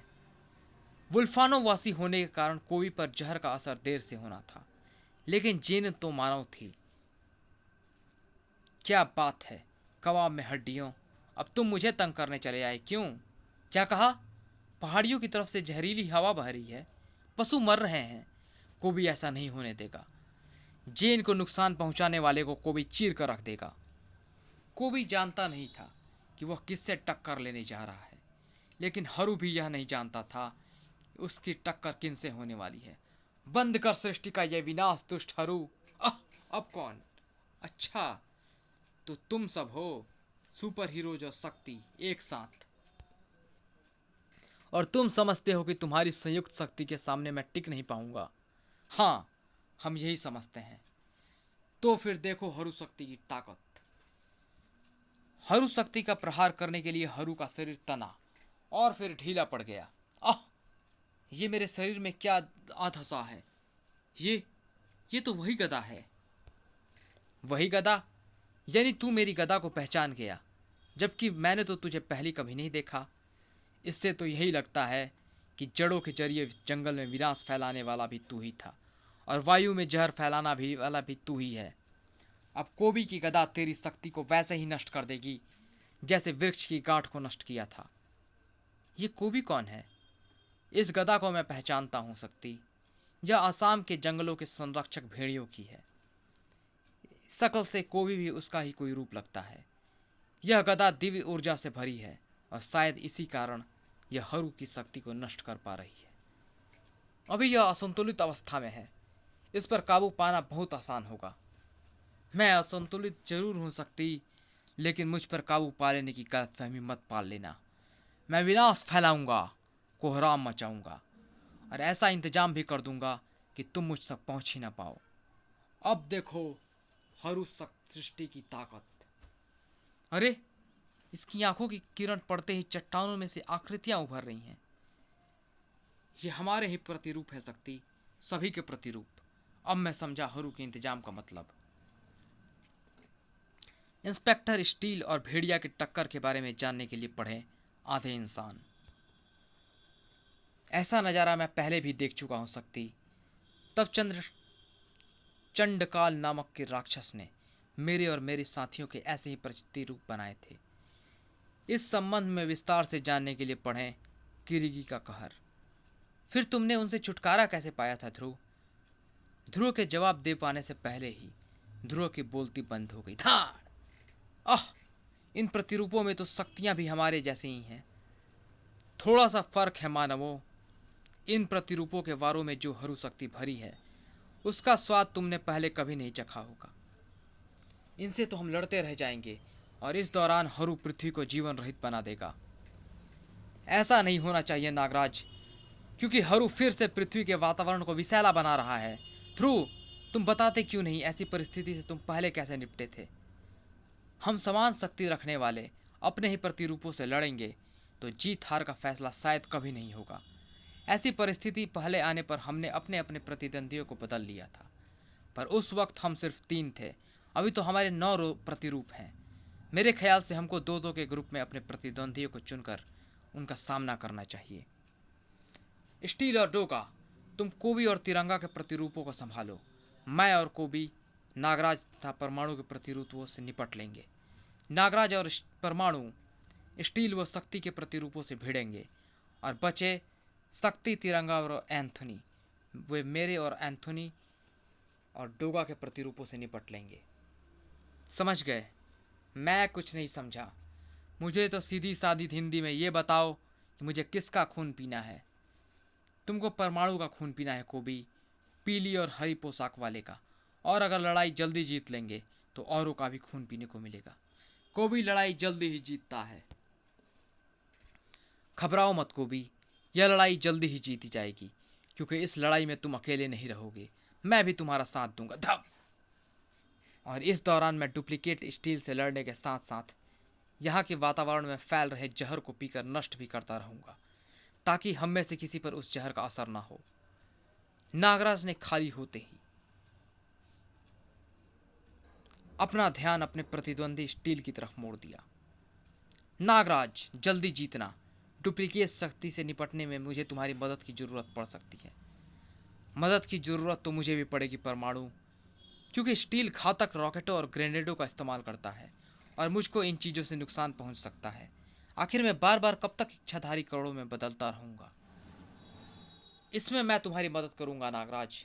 मैं दोनों ब्रेसलेटों से परमाणु ब्लास्ट छोड़ सकता हूं एक साथ। परमाणु का ध्यान पल भर के लिए स्टील प्रतिरूप पर गया और शक्ति प्रतिरूप ने इसका पूरा फायदा उठाया। ऊष्मा के एक प्रचंड लहर निश्चित ही परमाणु के एस्टेबेस्टस पोशाक को गलाकर उसके शरीर से चिपका देती। लेकिन ग्रुप में लड़ने का यही तो फायदा होता है, एक पर रोकने वाले वार को दूसरा बीच में ही रोक ले।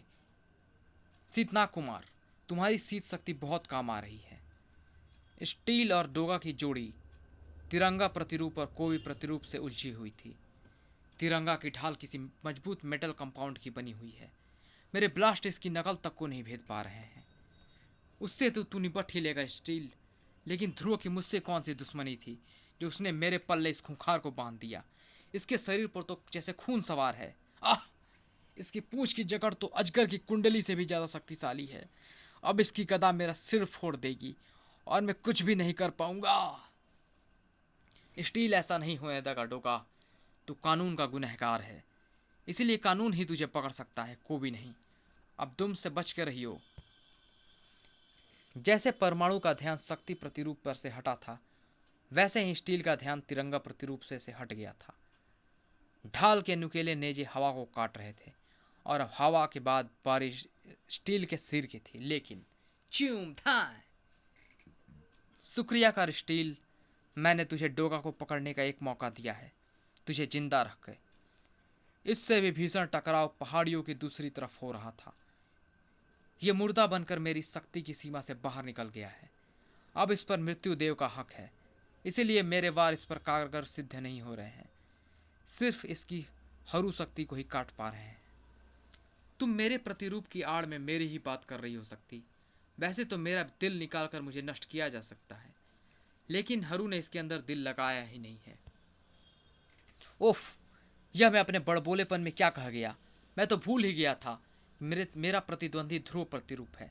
अब यह मुझे मारने का सीक्रेट जान गया है और सीधे मेरे दिल के स्थान पर ही वार कर रहा है। तुम तो टेलीपोर्ट होकर बच जाओगे एंथोनी, लेकिन डोगा प्रतिरूप तो मुझे इस दुनिया से ही टेलीपोर्ट कर देगा। यह तो सिर्फ गोलियों की जबान जानता है और यह भाषा मुझे आती नहीं। लड़ो लड़ो, लड़ते रहो, ताकि मैं शांति से इस सृष्टि का सफाया कर सकूं। लड़ाई की गति तेज हो रही थी। मामला आर पार की हद तक पहुंच रहा था। यह परमाणु तो इधर उधर उड़ता ही जा रहा है। मेरी गदा का हर वार चूक रहा है। अपने दुम का इस्तेमाल करो कोबी, ठीक वैसे ही जैसे तुम्हारे प्रतिरूप ने अभी अभी डोगा को जकड़ लिया था। हाँ, गदा के चक्कर में मैं अपनी दुम की शक्ति को तो मैं भूल ही जाता हूँ। ध्रुव जानता था कि एक बार बंधन में बंधने के बाद परमाणु प्रतिरूप क्या करेगा। उसने वही किया। परमाणु प्रतिरूप इस शिकंजे से बचने के लिए परमाणु कणों में बदलेगा और मुझे सिर्फ यह देखना है कि वह कौन सा बटन दबाकर कणों में बदलता है। ध्रुव की तेज नज़रों से वह बटन बच नहीं सका और अगले ही पल परमाणु के वापस नजर आते ही वो बटन बचा ही नहीं। अब यह गायब नहीं हो पाएगा कोबी, दुम को फिर से बढ़ाओ। कोबी की पूंछ बढ़ने की गति तो बिजली को भी मात दे सकती थी। शिकंजे में आते ही परमाणु प्रतिरूप को कोबी की दुम ने नीचे लाप घसीटा और फिर गदा के एक ही प्रहार ने परमाणु प्रतिरूप के टुकड़े टुकड़े कर दिए। थोड़ी दूर पर एक और युद्ध नतीजे पर पहुंच रहा था। यार, ये कोबी तो मेरे काबू में ही नहीं आ रहा। मेरी गोलियों के बौछार को अपनी गदा से ऐसे समेट दे रहा है जैसे कूड़े को झाड़ू समेट देती है। कोई ऐसा वार करना होगा जिसे यह देख न पाए, तभी बात बन सकती है। तब तो समझो कि बात बन गई डोगा। एक स्थिति ऐसी होती है जिसमें कोई इंसान या पशु आंखें खुली रख ही नहीं सकता, और वह स्थिति है छींकने की स्थिति। वो तो नस्वार से आती है। यहाँ आसपास कोई दुकान है क्या? अपनी गोलियों का इस्तेमाल नस्वार की डिबिया की तरह कर लो डोगा। समझ गया। कोवी प्रतिरूप के वारों को छकाता हुआ डोगा उसके पास तक पहुंचा और उसी पल गोली का बारूद कोवी प्रतिरूप के नाक में जा घुसा। बारूद नाक में जाते ही छींक तो आनी ही थी और छींक आते रहने तक आंखों को खोले रख पाना असंभव था। आछी आछी। अब वह हंसी बनने की बारी डोगा की थी। एक ही जोरदार धक्के से कोवी प्रतिरूप की आकृति गहरी खाई में गिरती चली गई। आह! और एक झट धमाके के साथ उसके टुकड़े टुकड़े बिखर गए। स्टील ने भी तिरंगा प्रतिरूप से निपटने का रास्ता खोज निकाला था। इसकी ढाल ही इसकी मुख्य शक्ति है। यह मुझ पर वार करके हर बार इसके हाथों में पहुंच जा रही है और मैं बचने के अलावा कुछ नहीं कर पा रहा हूं। लेकिन इस बार जब ढाल मुझे पार करके वापस इसके हाथों की तरफ बढ़ेगी तो मैं अपनी स्टील लाइन से इसके शरीर को कसकर इसके हाथों के बजाय इसके शरीर को ही नाचती ढाल के सामने कर दूंगा और अपनी ढाल के वार से यह भी नहीं बच पाएगा। नुकीले नेजों वाली ढाल तिरंगा प्रतिरूप का शरीर दो भागों में काटती चली गई। खच! इसी दौरान एक महायुद्ध भी आर या पार की हद तक पहुंच रहा था। स्टील प्रतिरूप पर तो मेरी फुंकार का असर होने से रहा, क्योंकि यह एक मशीन है, लेकिन मेरे सूक्ष्म सर्प इसके कंप्यूटरीकृत पुर्जों को जरूर खराब कर सकते हैं, शॉर्ट सर्किट करके। नागराज की सर्प सेना सूक्ष्म रूप में कंप्यूटर चिप से चिपक कर शॉर्ट सर्किट करने लगी और स्टील प्रतिरूप झटके खाने लगा। नागराज को वह मौका मिल गया था जिसकी उसे तलाश थी। नाग शक्ति से भरे एक ही वार ने स्टील के सिर को धड़ से अलग कर दिया। एक लड़ाई और जीती जा चुकी थी, लेकिन कुछ लड़ाइयों में निर्णय होना भी बाकी था। अरे, यहाँ पर किसका मैसेज आ रहा है? मेरे स्टार ट्रांसमीटर पर। Hello, Dhruv here. अरे भैया, तुम हो कहाँ पर? मुझे तो सैटेलाइट कनेक्शन लगाना पड़ा, तब तुमसे लाइन मिली है। बकवास मत कर, बिल बढ़ेगा। श्वेता, बता वो रील डेवलप हुई या नहीं? हो गई भैया, और इन फोटोग्राफ्स में जो दिख रहा है उसे सुनोगे तो उछल पड़ोगे। सुनो। श्वेता बोलती चली गई। व्हाट? तू सच कह रही है क्या? यानी वह कैमरा ऑटोमेटिक मोड पर फोटो खींचता जा रहा था और फोटोज में बस बाद में बात करेंगे श्वेता, अभी जरूरी काम है, लाइन काट। लगभग 1 किलोमीटर दूर शक्ति एंथोनी प्रतिरूप से उलझी हुई थी। यह टेलीपोर्ट होता मुझे इस दर्रे तक खींच लाया है। अब मैं इसको खत्म करूं भी तो कैसे?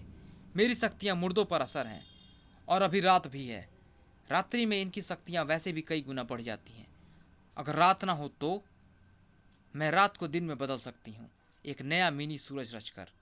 सूर्य आग का एक ऐसा गोला है जिसमें हाइड्रोजन और हीलियम गैसें फ्यूजन प्रक्रिया से जुड़ती हैं और भीषण ताप तथा विकिरण पैदा करती हैं।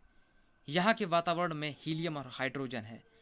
बस मुझे अपने हाथों द्वारा इतना तीव्र दबाव और तापमान पैदा करना है जिससे मेरे हाथों के बीच में फ्यूजन प्रक्रिया शुरू हो जाए और हाइड्रोजन तथा हीलियम के अणु जुड़ने लगे। शक्ति ने ताप और दबाव बढ़ाया और एक मिनी सूर्य पैदा होने लगा और उस सूर्य का ताप और विकिरण एंथोनी प्रतिरूप के शरीर को गलाने लगा। हा हा हा। तरीका काम कामयाब रहा।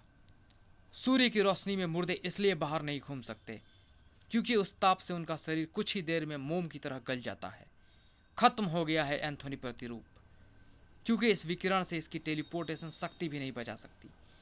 अब मैं सबसे पहले ध्रुव की मदद करती हूँ, क्योंकि इस वक्त सबसे शक्तिशाली प्रतिरूप नागराज प्रतिरूप ही है। शक्ति, मैं तुमको ढूंढने ही जा रहा था। मुझे पता था कि तुमको मेरी मदद की ज़रूरत पड़ेगी ध्रुव, इसीलिए मैं खुद ही आ गई। मदद तो चाहिए शक्ति, लेकिन नागराज से निपटने के लिए नहीं। ध्यान से सुनो, पता नहीं कि मैं दोबारा बताने लायक रहूं भी या नहीं। ध्रुव से संक्षेप में पूरी स्थिति समझते ही शक्ति प्रकाश की गति से एक तरफ उड़ चली। नागराज प्रतिरूप मुझ पर ध्वंसक सर्पों का वार कर रहा है। अब यही वार इसकी हार बनेगी, क्योंकि इसके वार चट्टानों की जड़ को कमज़ोर करते जा रहे हैं। इतना कमज़ोर कि मेरे एक भरपूर प्रहार से ये भारी चट्टान अपने साथ दूसरे चट्टानों को भी लिए लिए तेजी से नीचे गिरेगी और यहीं पर नागराज के प्रतिरूप की समाधि बन जाएगी। नागराज प्रतिरूप ने तो अपनी ही कब्र अपने हाथों खोद ली थी, लेकिन शक्ति प्रतिरूप परमाणु की कब्र खोदने पर तुला हुआ था। ये शक्ति तो बहुत शक्तिशाली है। इसके अग्निवार के सामने मेरे परमाणु वार ठहर नहीं पा रहे हैं। इसको हराऊं तो कैसे? इसकी तो कोई मजबूरी भी नहीं है। कमजोरी है परमाणु, शक्ति की कमर में लटका मुंड देवलोक से उसका संपर्क सूत्र है। वही शक्ति और देवलोक के बीच में संपर्क बनाए रखता है, और इसके हंसते हटते ही शक्ति को अतिरिक्त देव ऊर्जा मिलनी बंद हो जाती है। लेकिन इसको स्पर्श करना ही घातक है। इस संबंध में विस्तार से जानने के लिए पढ़ें कलयुग। इसको स्पर्श न करना और भी घातक होगा नागराज। अगर यही एकमात्र रास्ता है तो इस पर चलने से मैं पीछे नहीं हटूंगा। यह काम मैं करूंगा, तुम नहीं, क्योंकि इस शक्ति प्रतिरूप के अंदर देव ऊर्जा नहीं हरू ऊर्जा है, और वही ऊर्जा मेरे अंदर भी है। मैं शायद इस स्पर्श के असर को झेल सकूं। मुंड पकड़ते ही नागराज को एक तेज झटका लगा, लेकिन उसकी मुट्ठी नहीं छूटी, और अद्भुत इच्छा शक्ति का परिचय देते हुए नागराज ने मुंड को शक्ति प्रतिरूप की कमर से अलग कर दिया। आह! वार करो परमाणु, वार करो! परमाणु ने अपनी सारी परमाणु शक्ति को समेटकर एक भीषण वार किया। अब यह चांद से पहले तो नहीं रुकेगी नागराज, और जब तक इसे होश आ पाएगा तब तक हम हरुदेव को ही नष्ट कर देंगे, और उसके नष्ट होते ही उसकी सृष्टि शक्ति भी नष्ट हो जाएगी। हरु ने पहली बार स्थिति पर नजर डाली थी। उफ! सिर्फ 2 प्रतिरूप बचे हैं, यानी मुझे जहर फैलाना छोड़कर खुद मैदान में उतरना पड़ेगा, इन मानवों की मौत का फरिश्ता बन के। नहीं हरु, अब तुम किसी पर भी वार करने से पहले इस पर वार करोगे, क्योंकि अब तुम्हारे वार और दुनिया के बीच में खड़ी है रमेश खन्ना की पत्नी और बेटी। रमेश खन्ना? ये कौन? रमेश खन्ना वह इंसान है हरु, जिसके शरीर पर तूने अधिकार कर रखा है। अब कर वार और खत्म कर दे इन दोनों को। यह क्या चक्कर है ध्रुव? मैं जब रेगिस्तान की खाक छान रहा था नागराज, तो मुझे वहां पर एक कार और एक कैमरा मिला। उसी कैमरे से उसके मालिक रमेश खन्ना का पता मिल पाया, और कैमरे में पड़ी रील को डेवलप कराने से ये पता चल गया कि हरु शक्ति ने उसी फोटोग्राफर रमेश खन्ना के शरीर पर कब्जा करके यह रूप धारण किया हुआ है। यहाँ पर आते समय रास्ते में तुमने मुझे ये बताया था ना कि कैसे शक्ति को निकलते समय बच्ची की चीख ने तुम्हारी भावनाओं को जगाकर हरु शक्ति को दबा दिया था। बस मैंने भी वही किया। शक्ति के हाथों रमेश खन्ना की बीवी और बच्ची को बुलवा भेजा। अब देखना यह है कि रमेश की भावनाएं हरु शक्ति से जीतती हैं या नहीं। ध्रुव का अनुमान खरा उतर रहा था। मैं तुम्हारे साथ इनको भी खत्म कर दूंगा, लेकिन मैं वार क्यों नहीं कर पा रहा हूं? जैसे एंथोनी का शरीर हरु शक्ति को अपने कौवे पर वार नहीं करने दे रहा था, वैसे ही रमेश का शरीर मुझे रोक रहा है। आह! अब मैं तुझ पर वार करके तेरी हरु शक्ति को नष्ट करूंगी हरु। शक्ति के वारों का हरु पलटकर जवाब नहीं दे पा रहा है। रमेश की भावनाएं उसे रोक रही हैं, और इन वारों से तड़पकर वह रमेश के शरीर से अलग हो जाना चाहता है, पर हो ही नहीं पा रहा है। ऐसा क्यों? ऐसा इसलिए ध्रुव, क्योंकि हरु शक्ति अपने स्रोत में ही समा सकती है, और यह उस स्रोत को नहीं ढूंढ पा रही है। स्रोत? ओह, समझा। यह बात भुबला मेरे दिमाग से कैसे निकल गई थी। परमाणु, अब तुमको ही यह काम करना पड़ेगा। फटाफट बोलो ध्रुव। शक्ति के घातक वार हरु को बुरी तरह से तड़पा रहे थे, लेकिन उसकी परछाई बार बार रमेश के शरीर से अलग होकर फिर से उसी में समाने के लिए बाध्य हो रही थी। आह! ये इंसानी भावनाएं, ये मुझे वार करने से रोक रही हैं। शक्ति, वार करती रहो, मैं इसका इलाज ले आया हूँ। परमाणु, यह चट्टान इसका इलाज है? हाँ शक्ति, यह वही चट्टान है जिसमें से निकलकर हरु शक्ति ने रमेश के शरीर को अपने कब्जे में लिया था, और अब यह जाएगा भी तो इसी के अंदर। यह तुमको कैसे पता चला? ध्रुव ने बताया। तब तो ठीक है, क्योंकि ध्रुव को इस मामले के बारे में विस्तार पूर्वक पता है। शक्ति के देव शक्ति से भरे वारों की तीव्रता और बढ़ गई, और इस पिटाई से बिलबिला रही हरु शक्ति को बचाव का एक ही रास्ता समझ में आया। हरु उसी चट्टान में जा घुसा है। यह चट्टान उसी पुच्छल तारे का हिस्सा है जो उससे टूटकर अलग हो गया था। मैं इसको फिर से उसी पुच्छल तारे को वापस करके आती हूँ।